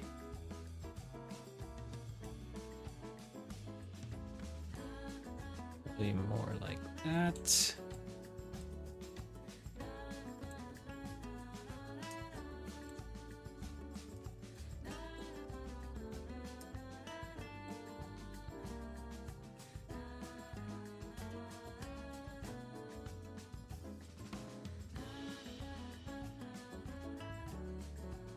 So yeah, that's our, I think that's probably our framing. I just, let's see.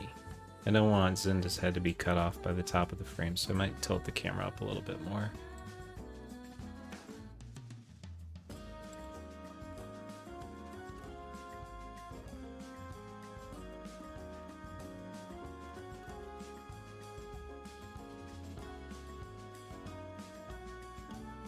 And we'll want to have some open space to see the kids running. Amp and Endy will be running here. Ah. Yeah, I think that's gonna work. So, long story short, I don't think I need the trees to be different, but I can tweak it if I want, because it's as simple as painting some weights. And Zinda will be slightly floating because they fly. Not floating too high up off the ground.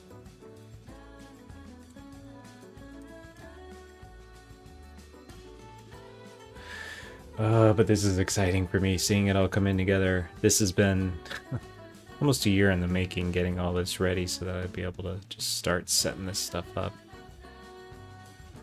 I think this is gonna work. This shot is gonna work. Yeah. Cool, so there's...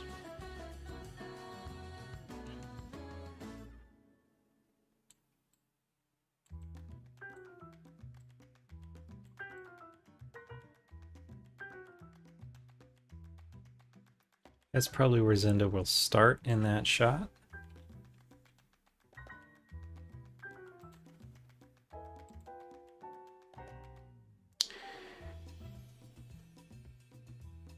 And then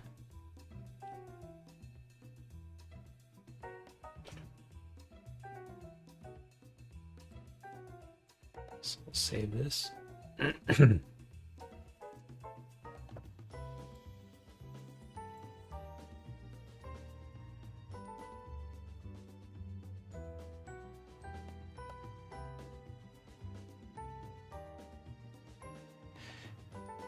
And this scatter add-on has a really cool feature where it automatically clips out all the assets, all the trees and stuff that aren't in the camera view, frustrum as they say. So I don't have to worry too terribly much about, you know, extra trees that aren't getting shown, they will not be rendered. Excuse me. So I just want to check that other shot. Oh, shot 110, which is going to be not that shot. This shot. It's not quite that much of an overhead. I kind of cheated it for my little scribble drawing because just wanted to show what I want to see in the frame. But now we'll have to make it work for real. So in that shot, it's going to be more like that. And I think that's going to work too. We'll see the front edge of where the trees are. The kids will be running off. Actually, kind of more here.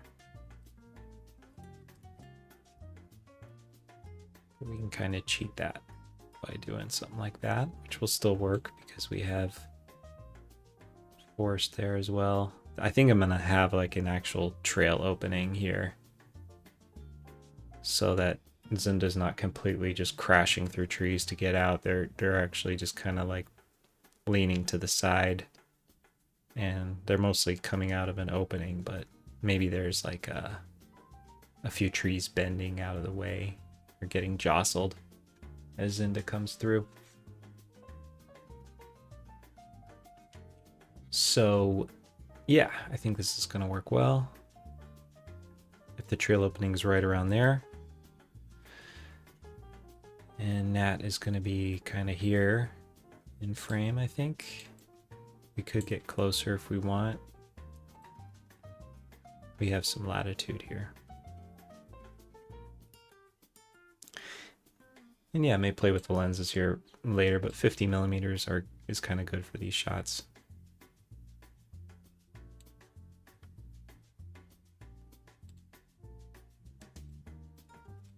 So I'll put that back in there.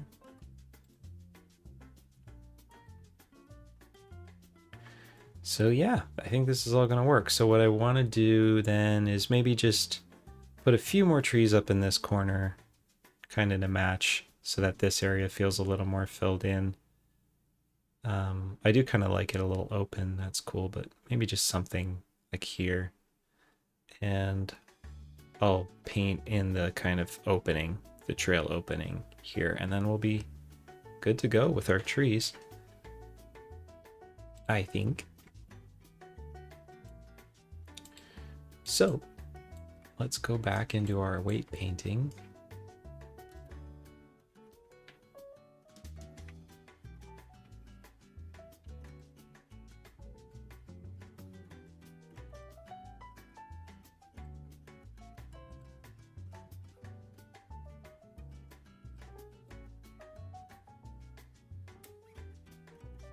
Here's our little trail opening.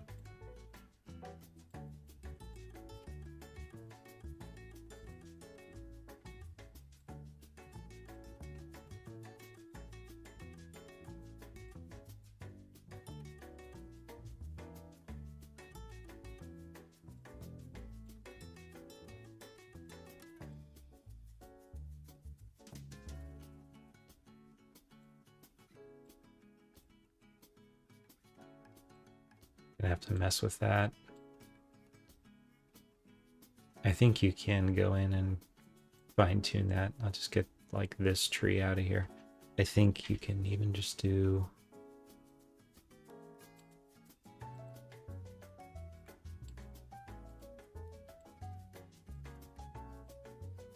tall Scott trees. Joink. There we go.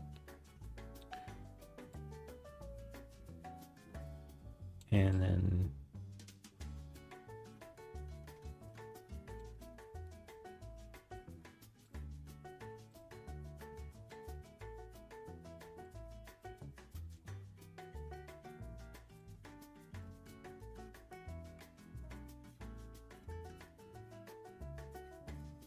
have that just fill in back there.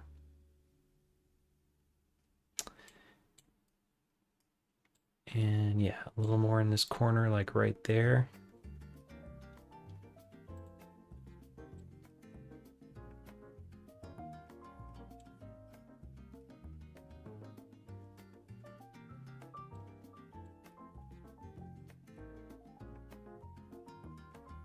Let's try it.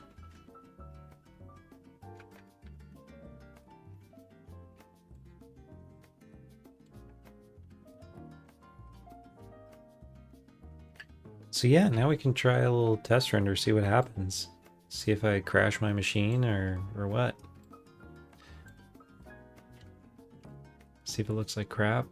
Who knows?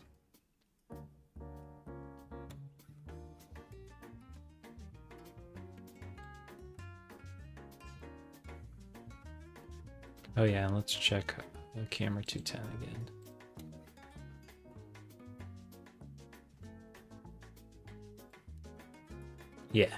Yeah, that's gonna work great. And it's all non-destructive, so I can tweak it again later if I want. But yeah.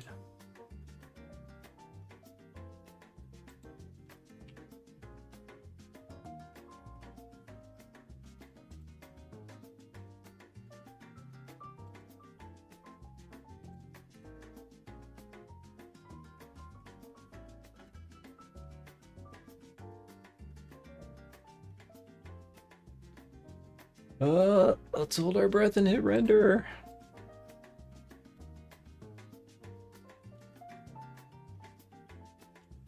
It's gonna take probably a minute, probably a full minute to load all this in and load up all the textures and stuff.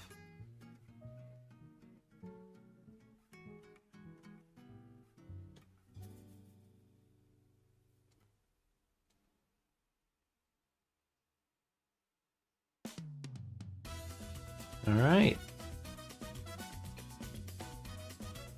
Well, this song.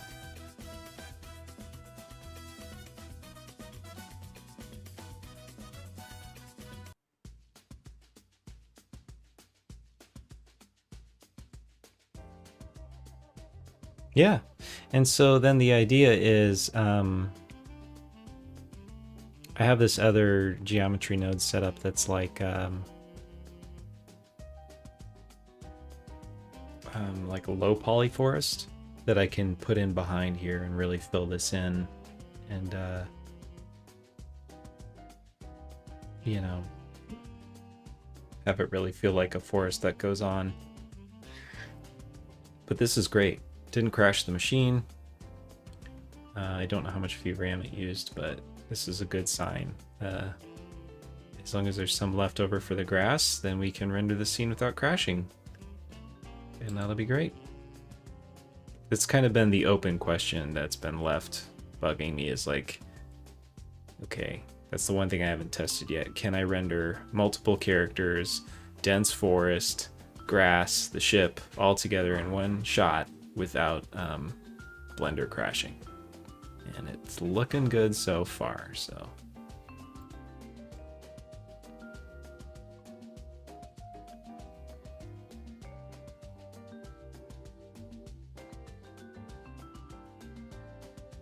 Yeah.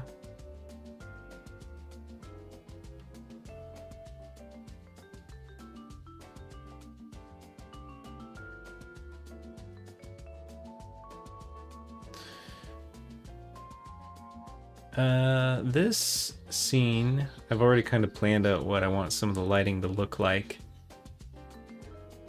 So I can even start looking at that. I can even kind of start looking at where shadows are going to fall and stuff. It's not going to be exact, but the general idea is let's see.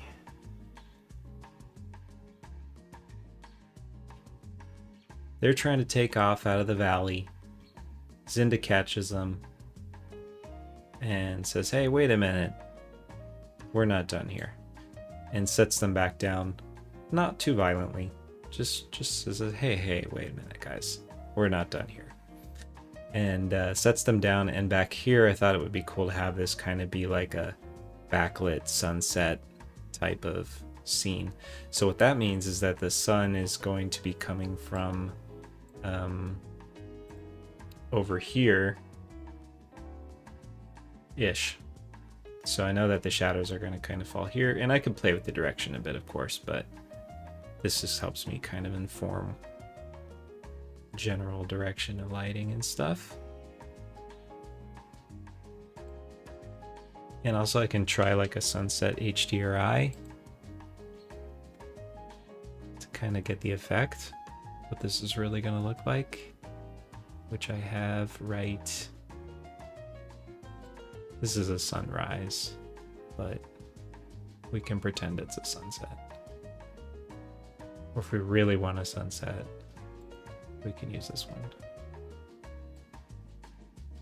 This one's a little too cloudy, I think. Oh, maybe not.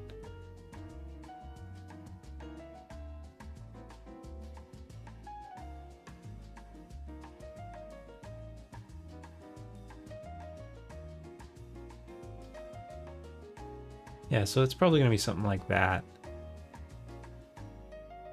It's not going to be this HDRI, but this helps just kind of... Might even just be 0. Let's see.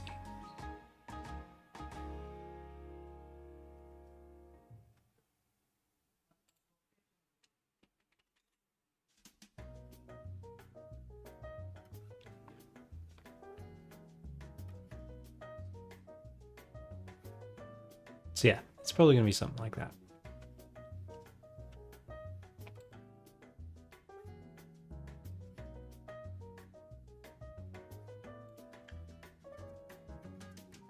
So yes.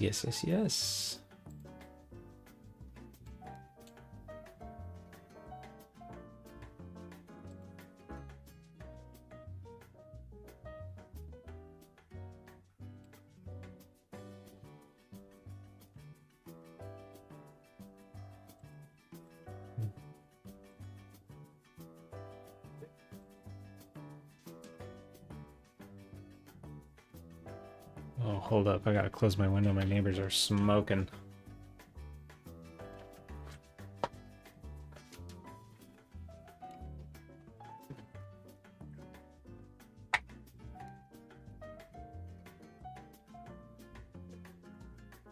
Don't smoke, kids. It's gross. Okay, so, I don't know why this thing isn't... This is supposed to be turning all the outside part black, but it's not. But I don't care. It's fine. Yeah, so anyways, let's continue.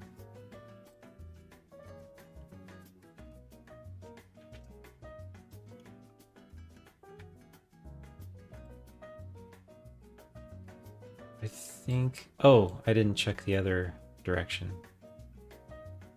Okay.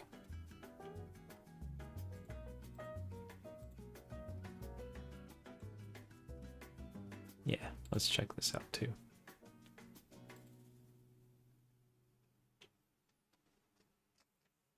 And actually this framing is probably a bit off too. I think I'm gonna want the ship a little bigger in frame.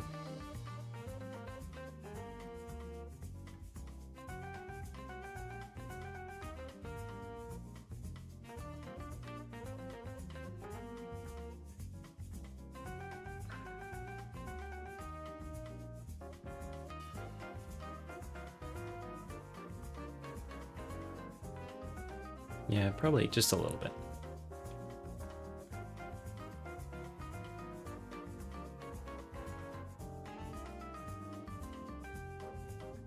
More like that.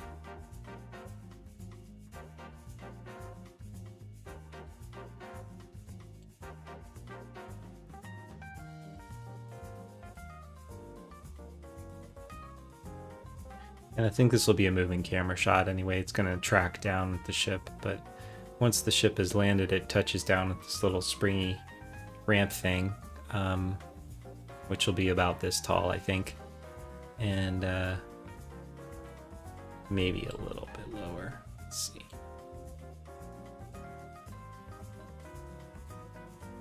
But yeah, we got a good amount of sky up here.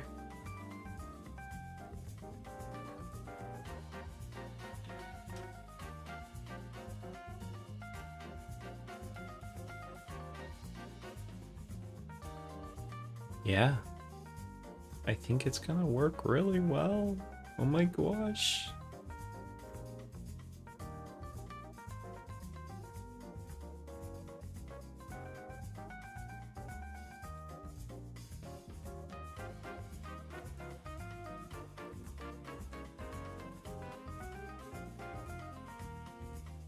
And sky's gonna be a little higher. The trees are very dark. I don't know if there's something I can do about that. I might have to go in and mess with the shaders, I guess.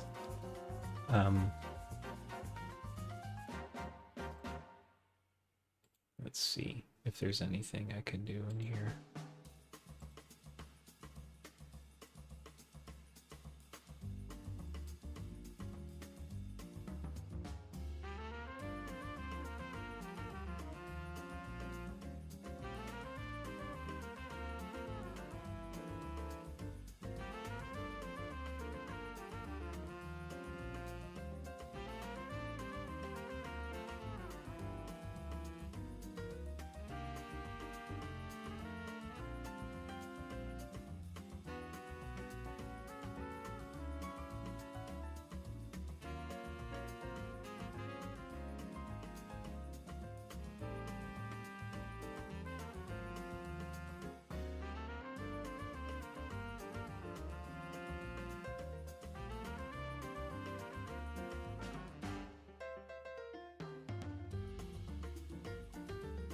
Mm-hmm. Yeah, so these shaders have like a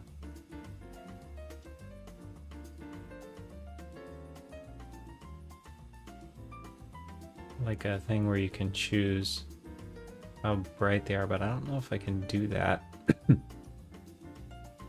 in here. Let's see.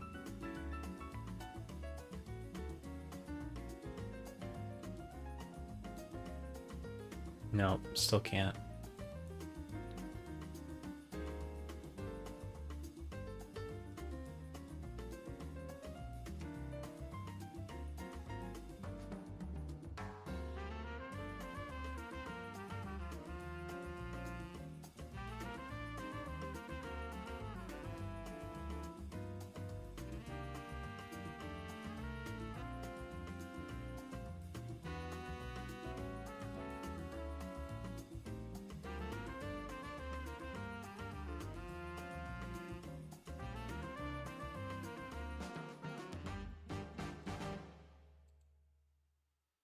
Wheel? I don't know. That's something to figure out later. So now that we have our trees in,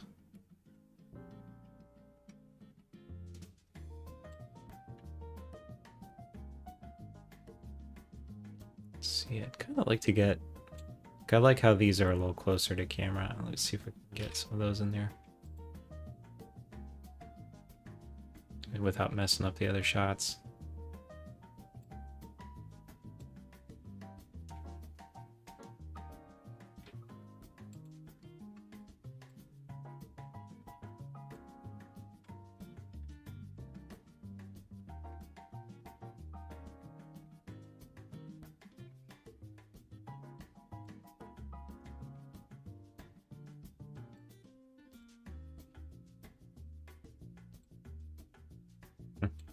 It's weird.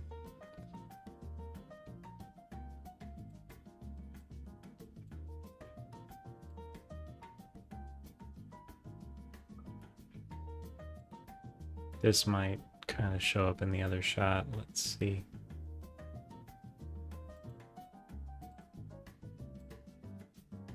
Yeah, that's not gonna work.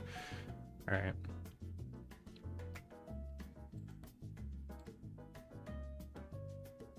Have to be like right over here.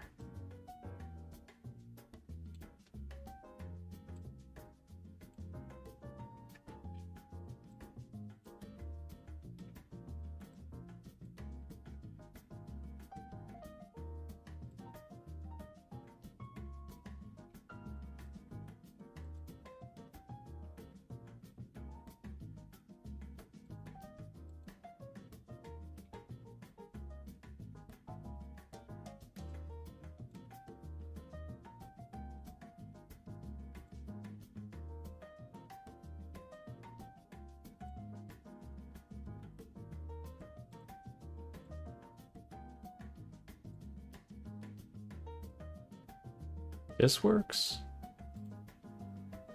Okay.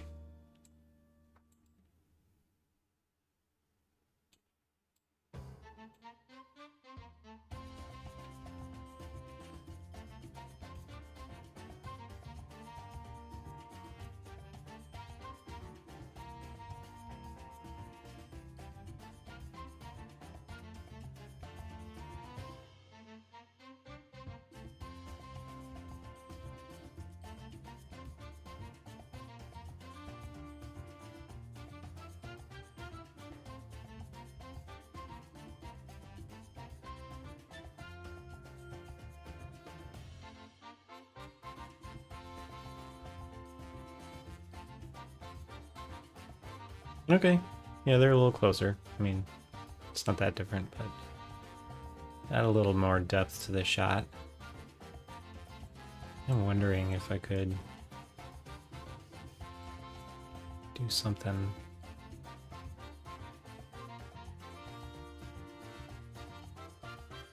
I don't know. I could put something like here in the foreground.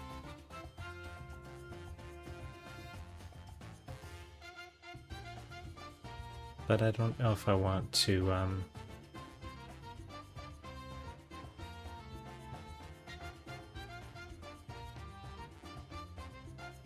make it feel that claustrophobic.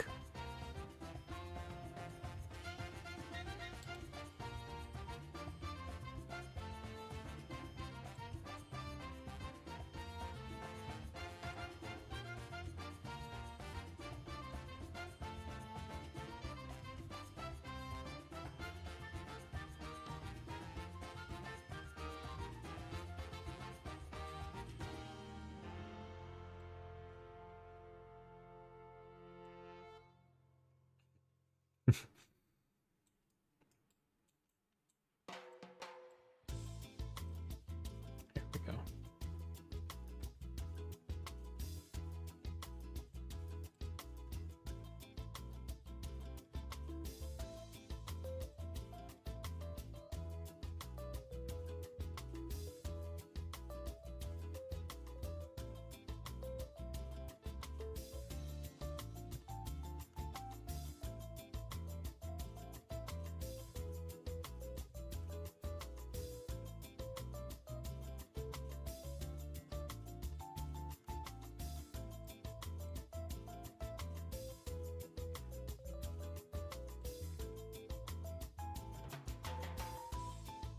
Gonna have to roll the dice here. Doink.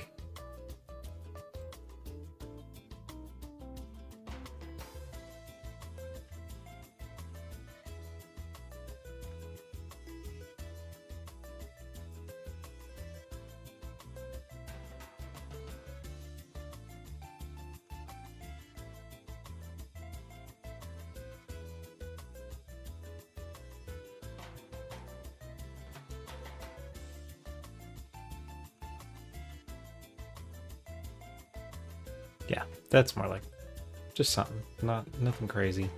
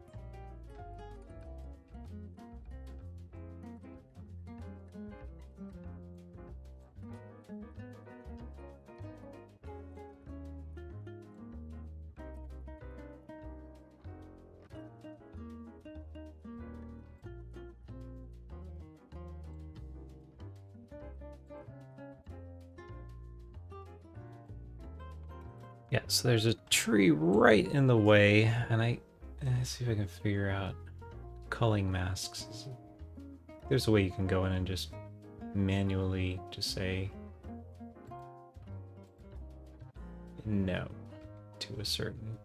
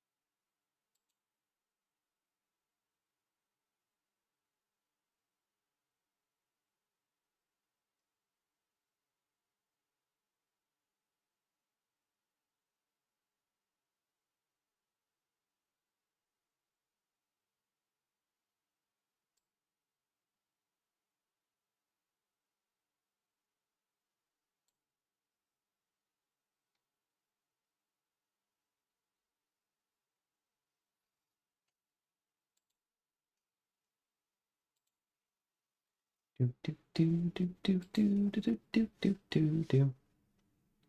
And that is the Samba playlist of royalty-free music.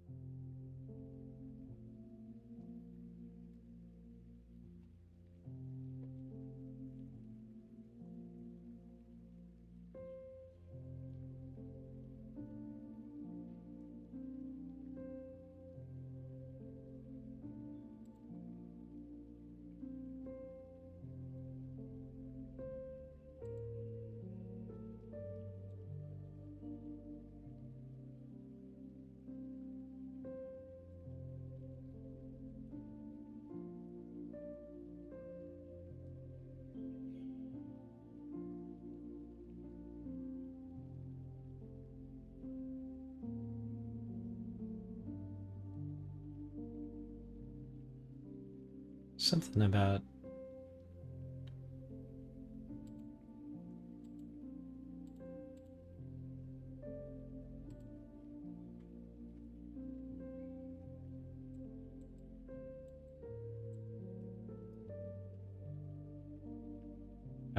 plus. There we go. I just have to figure out where it is.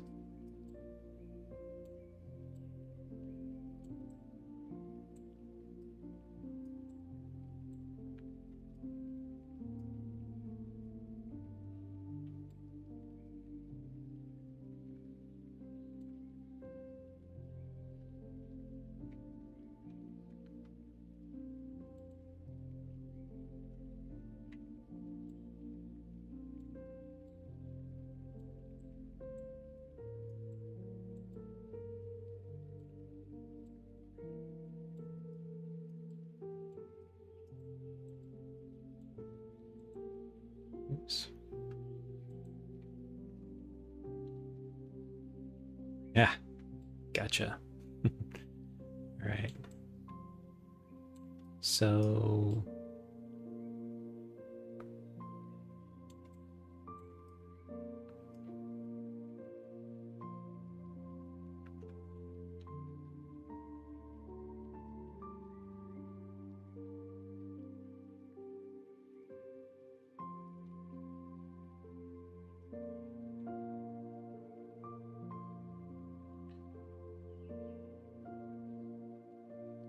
out of curiosity, I'm going to try this out. I haven't tried this before. So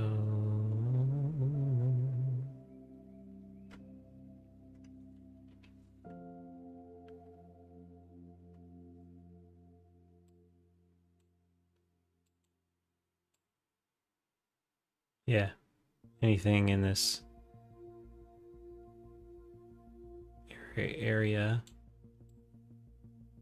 is not going to happen, and this is good. This allows me to kind of just carve out. Oh, Hi, we have a bot. We have a bot.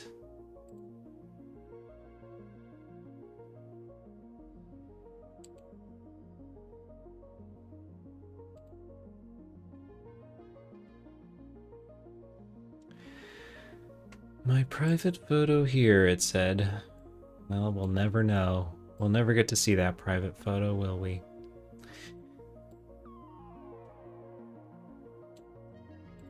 Alright. Anyways.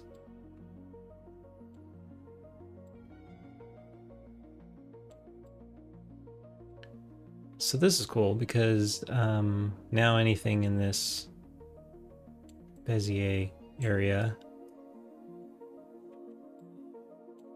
in this neon green area, should just be automatically cropped out. Super handy.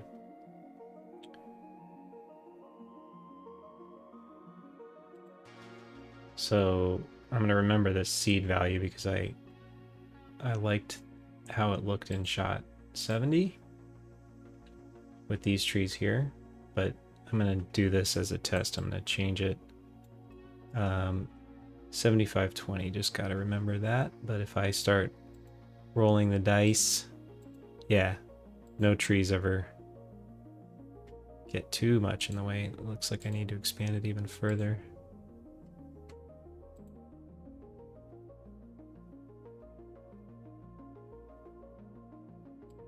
It should be in there probably.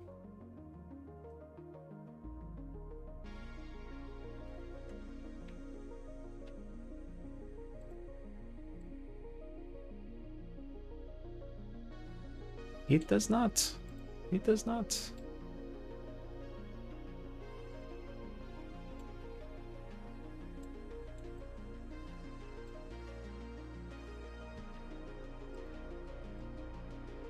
Works there. Ain't you working over here?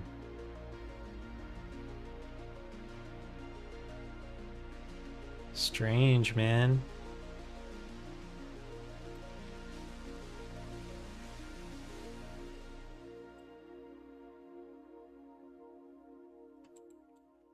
Wonder if it needs to be off the surface.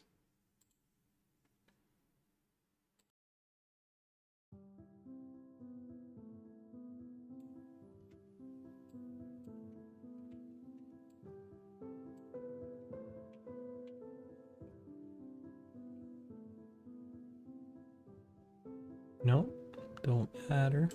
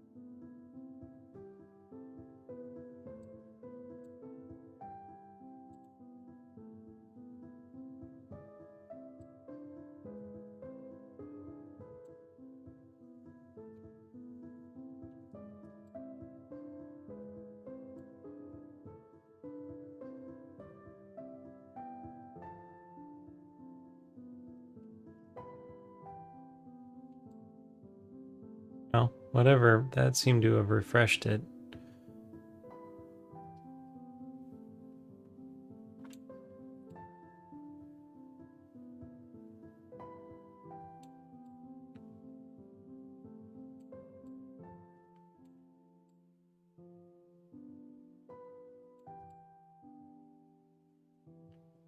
Okay, now let's try that again.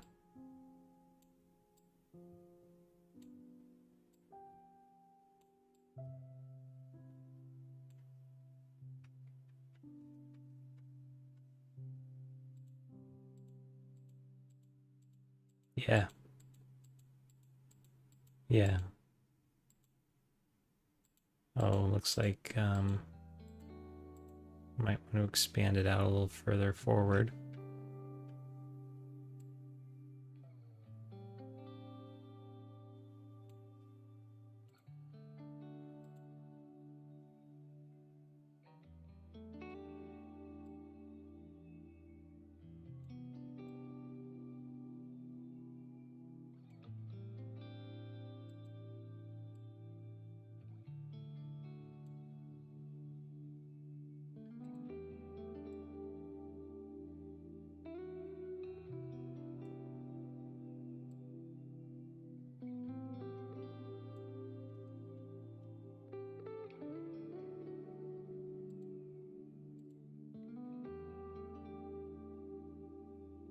So now if we try 7520 again,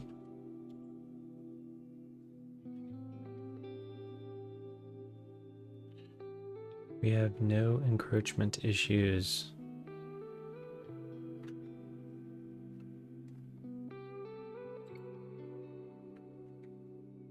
If anything, I actually want more trees, because I do want to create the effect that Sind is kind of emerging from a dense area.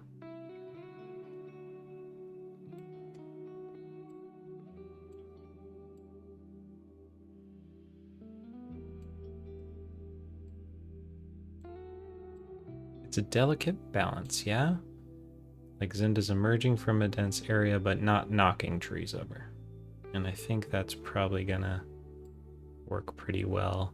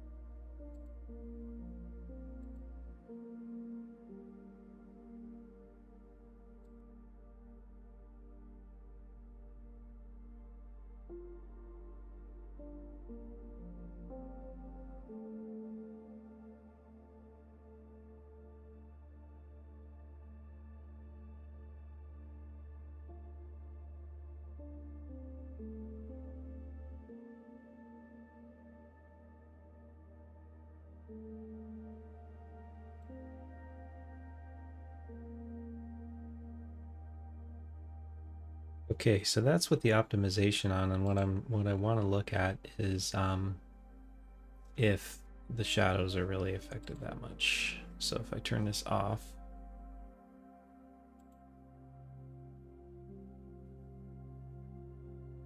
since we have kind of a low sun, and I don't think it really matters.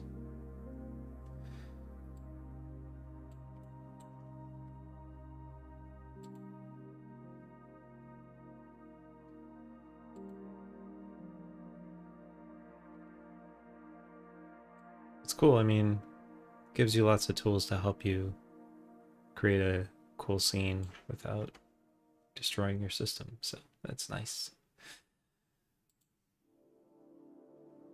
So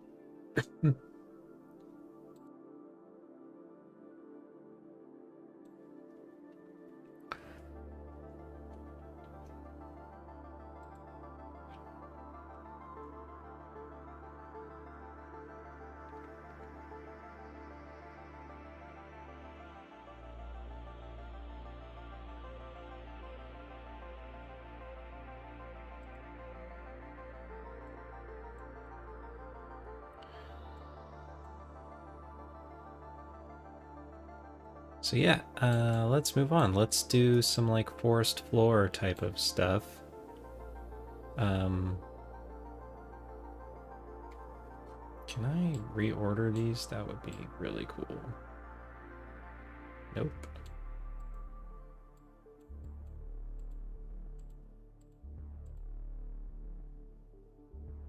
So to keep scrolling up and down.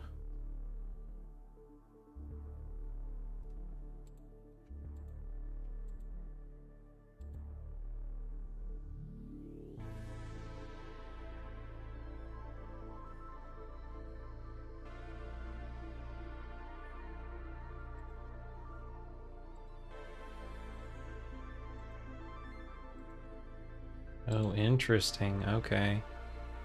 Okay.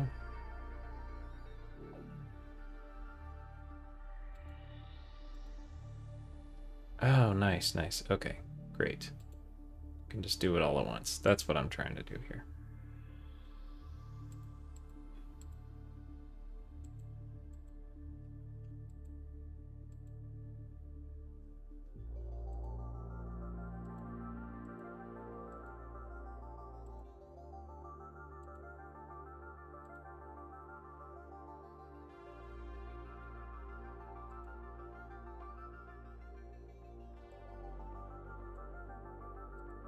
No, still got to do each one. Okay.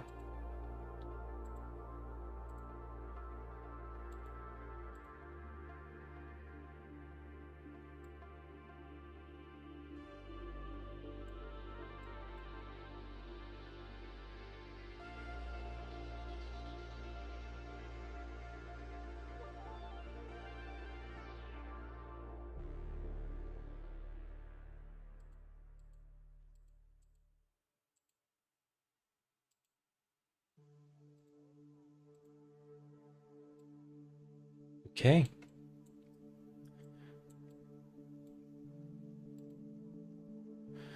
So I guess I'll just go in and do that at the end of the rest of them if my system can hold up. So let's go in and add a new biome. And yeah, I think I'd like to do one that's kind of like forest flory.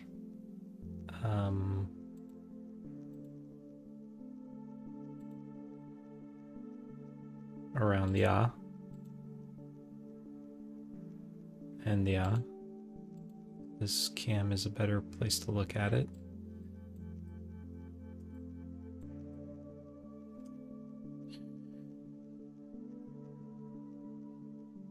So I'm going to save this again.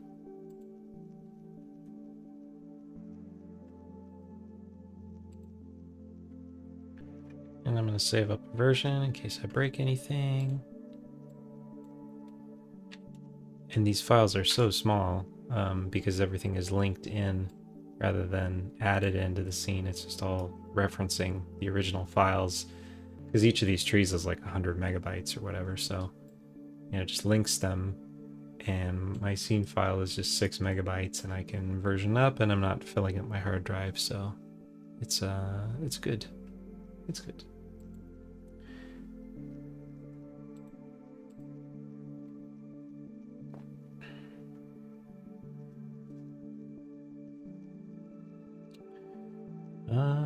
Okay, so we'll check this is still set to link. We are going to do a direct paint mask again. Let's open the biomes again.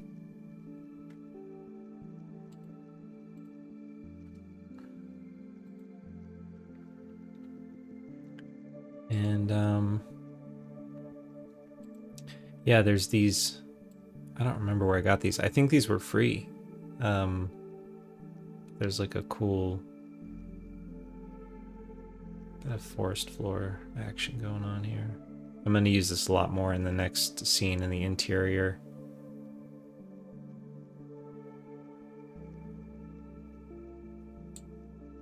It kind of looks like these biomes are just pretty basic though.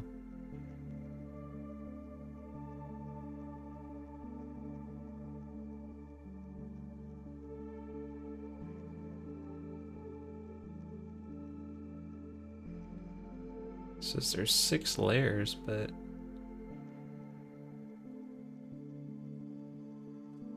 I don't know, maybe it's just the pictures make it look like there's not much going on. Let's just try one.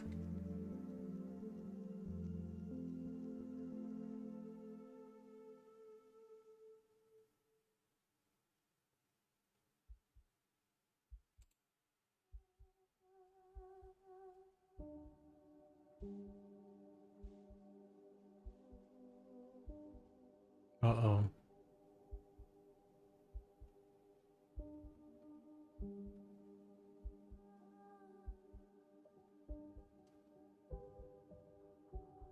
Looks like we missed some objects, huh?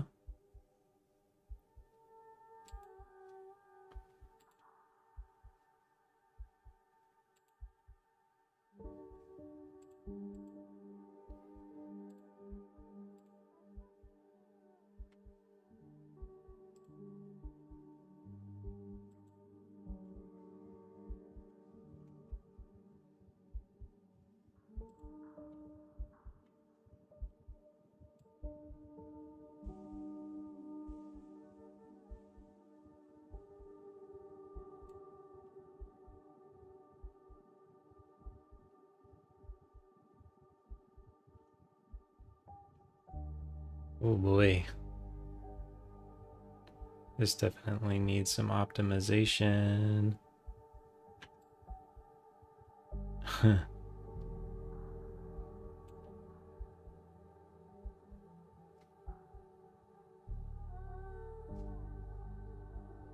Oh boy. Oh boy. Oh boy. All right, let's scale it down here.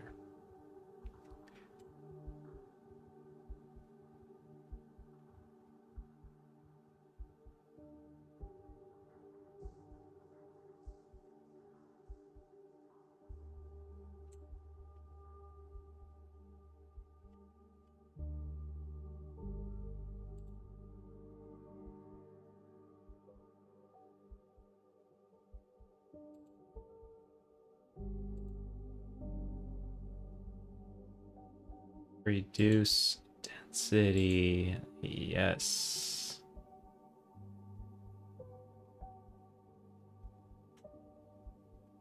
By a lot. 98%. And we'll definitely be using this too.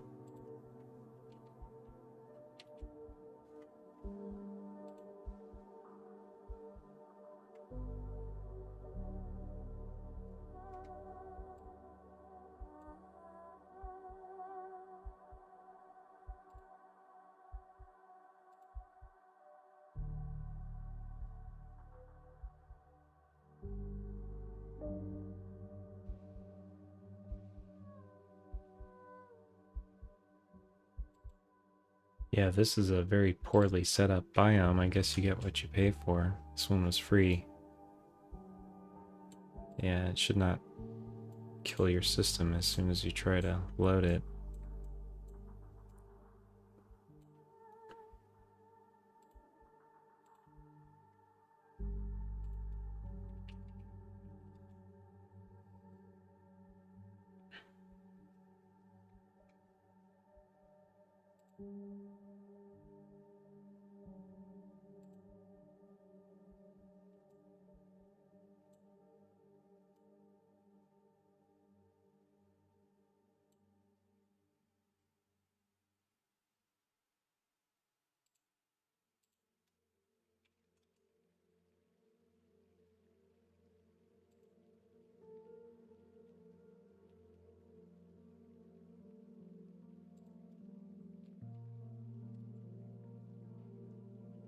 Okay. That's better. So anyways, now I can go back in and I can paint this a little more without the system being completely dead.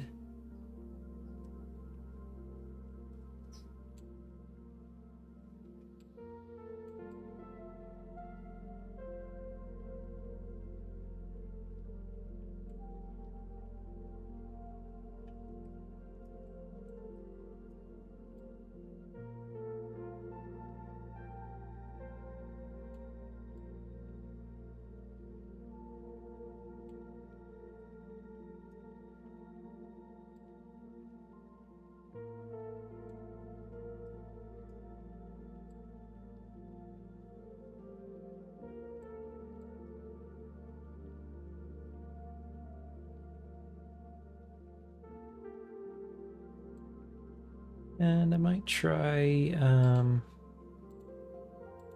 little bit of foreground stuff with this shot.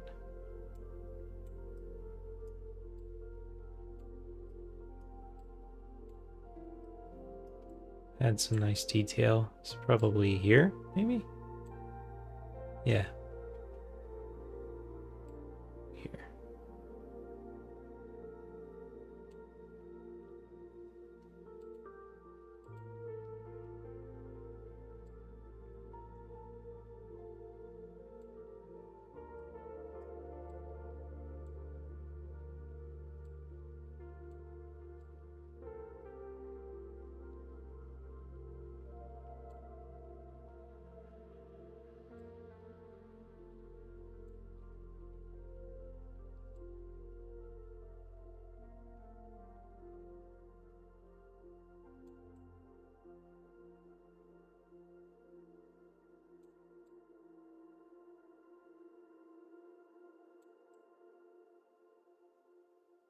Yeah, that'll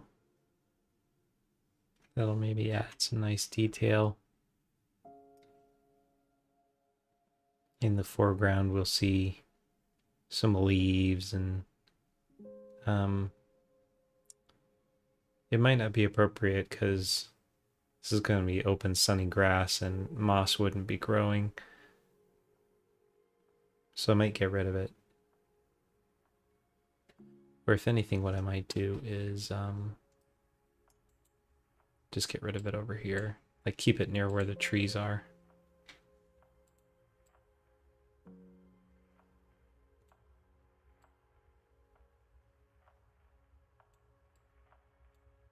Like that.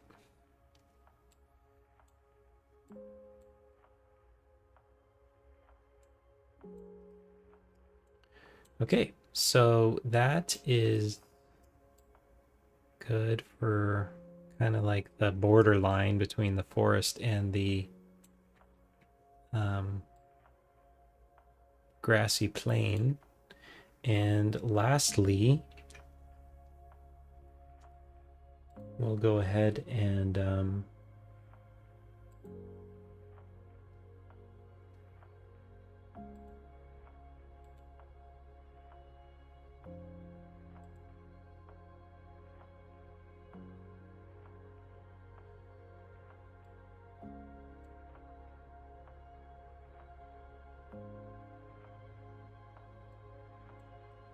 lastly, we'll go in and we'll do the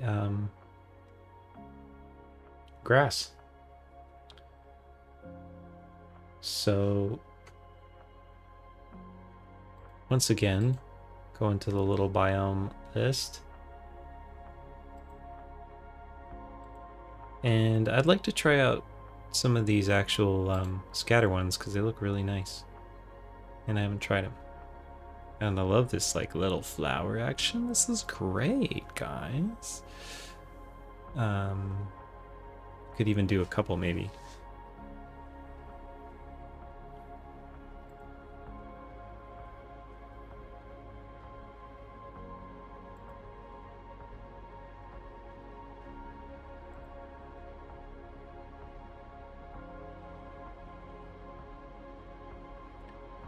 Kind of like the idea of something that's more worn and open, and that creates kind of a trail from the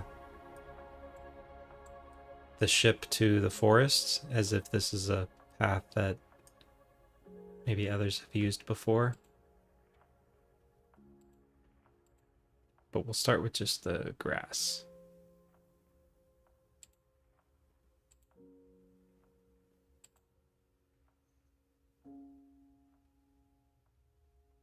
Oh yeah, and these guys have a forest floor as well.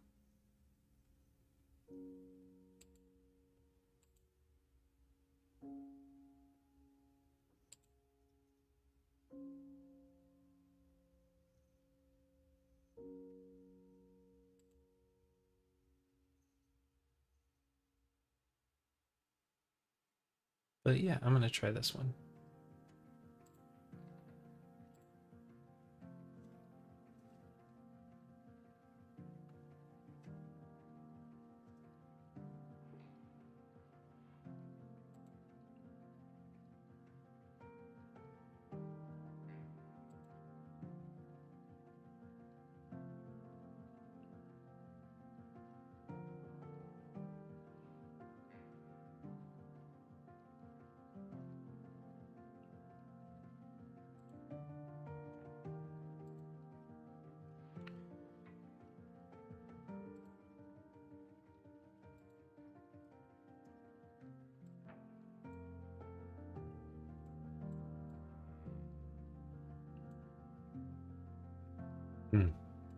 This one's also not very optimized for not destroying my viewport.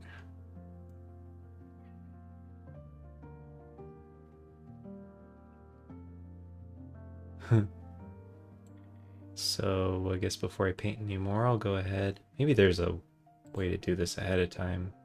Yeah, reduce density. I should have done that.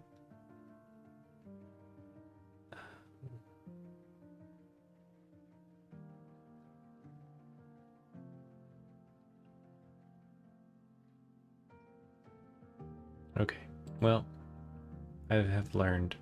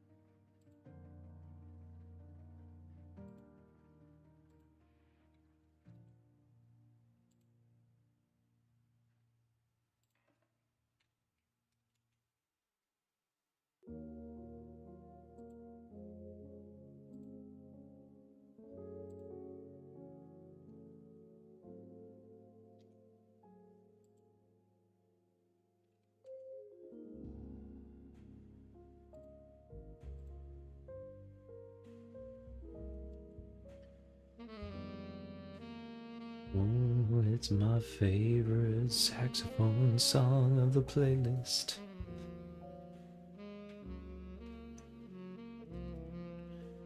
Feeling the rain, pitter patter. Okay. That should help.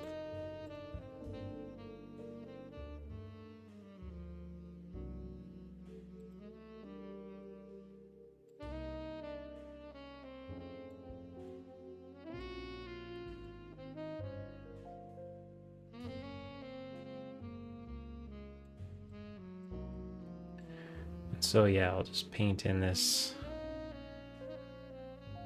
area. And we are going to have a closer camera up on the landing area of the ship, so I'll make sure and get under here.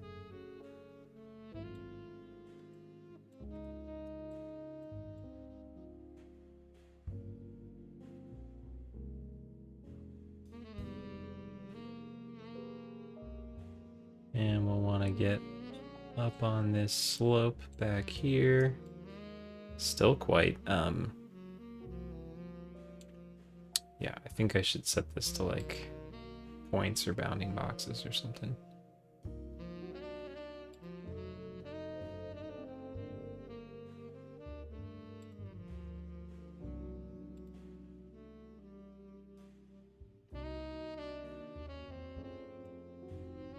Yeah.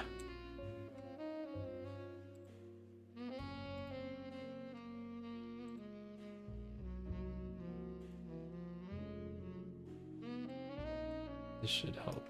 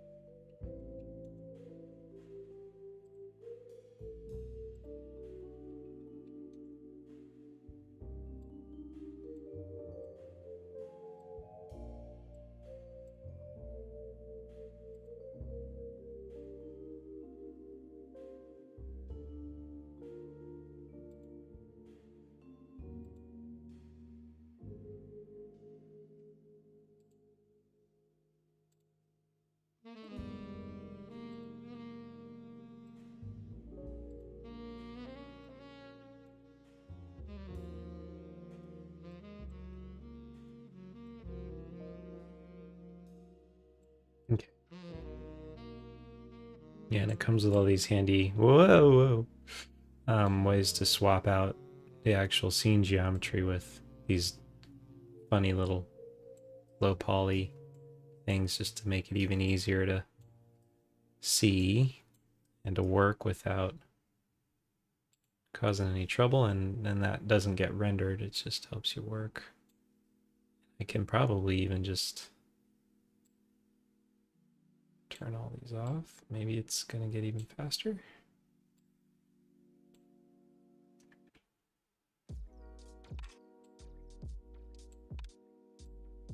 And also, we don't need that there.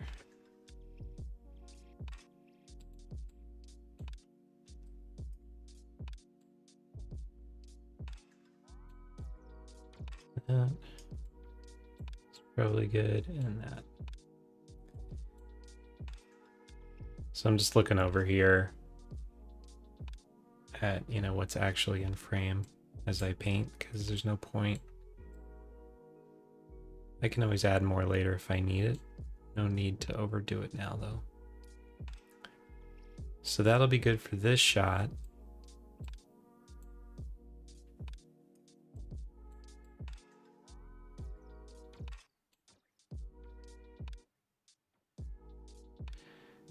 And then let's look at the other ones.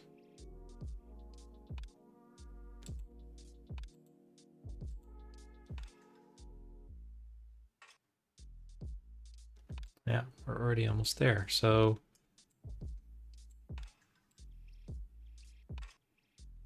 kind of mix in the grass.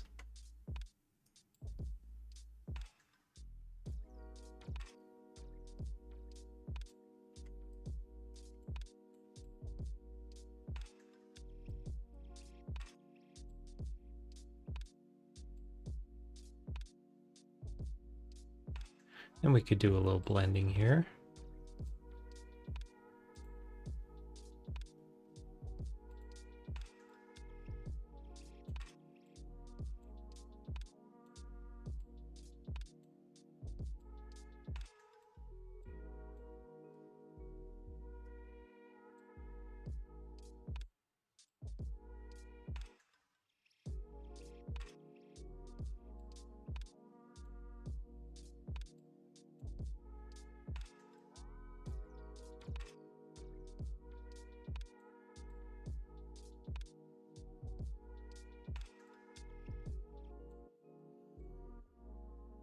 All right.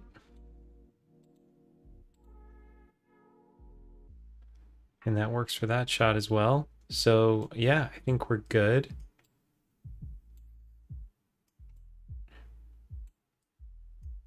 Just fill this in a little bit just in case.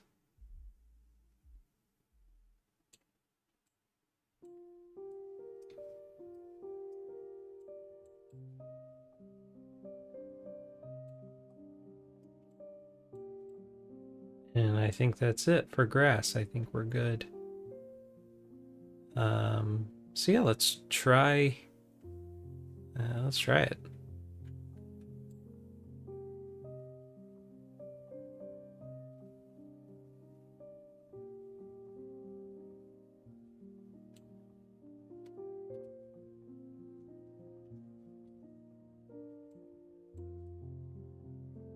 See what happens. I might have to do an actual render of a frame because of these visibility settings. We'll see. And if I do, that'll be kind of a pain because then I have to set up an HDRI and everything.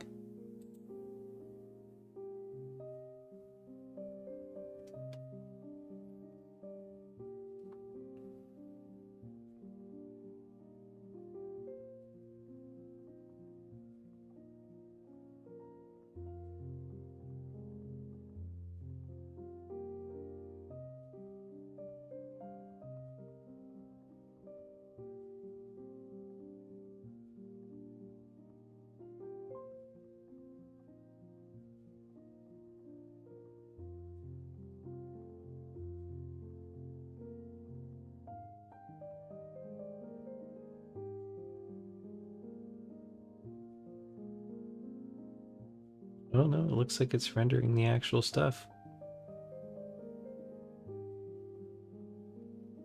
Cool.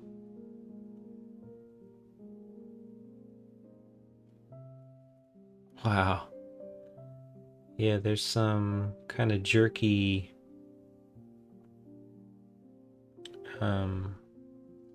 weird like linear divisions. I think because of this geometry of the scatter being so low res, the vertex map is kind of chunky. Might just be able to fix that a bit with smoothing, but I might have to actually subdivide it. But that wouldn't be a big deal. But this is great. Overall, this is... And I'm going to be putting a texture map on this gray landscape surface, so it won't just be gray showing through.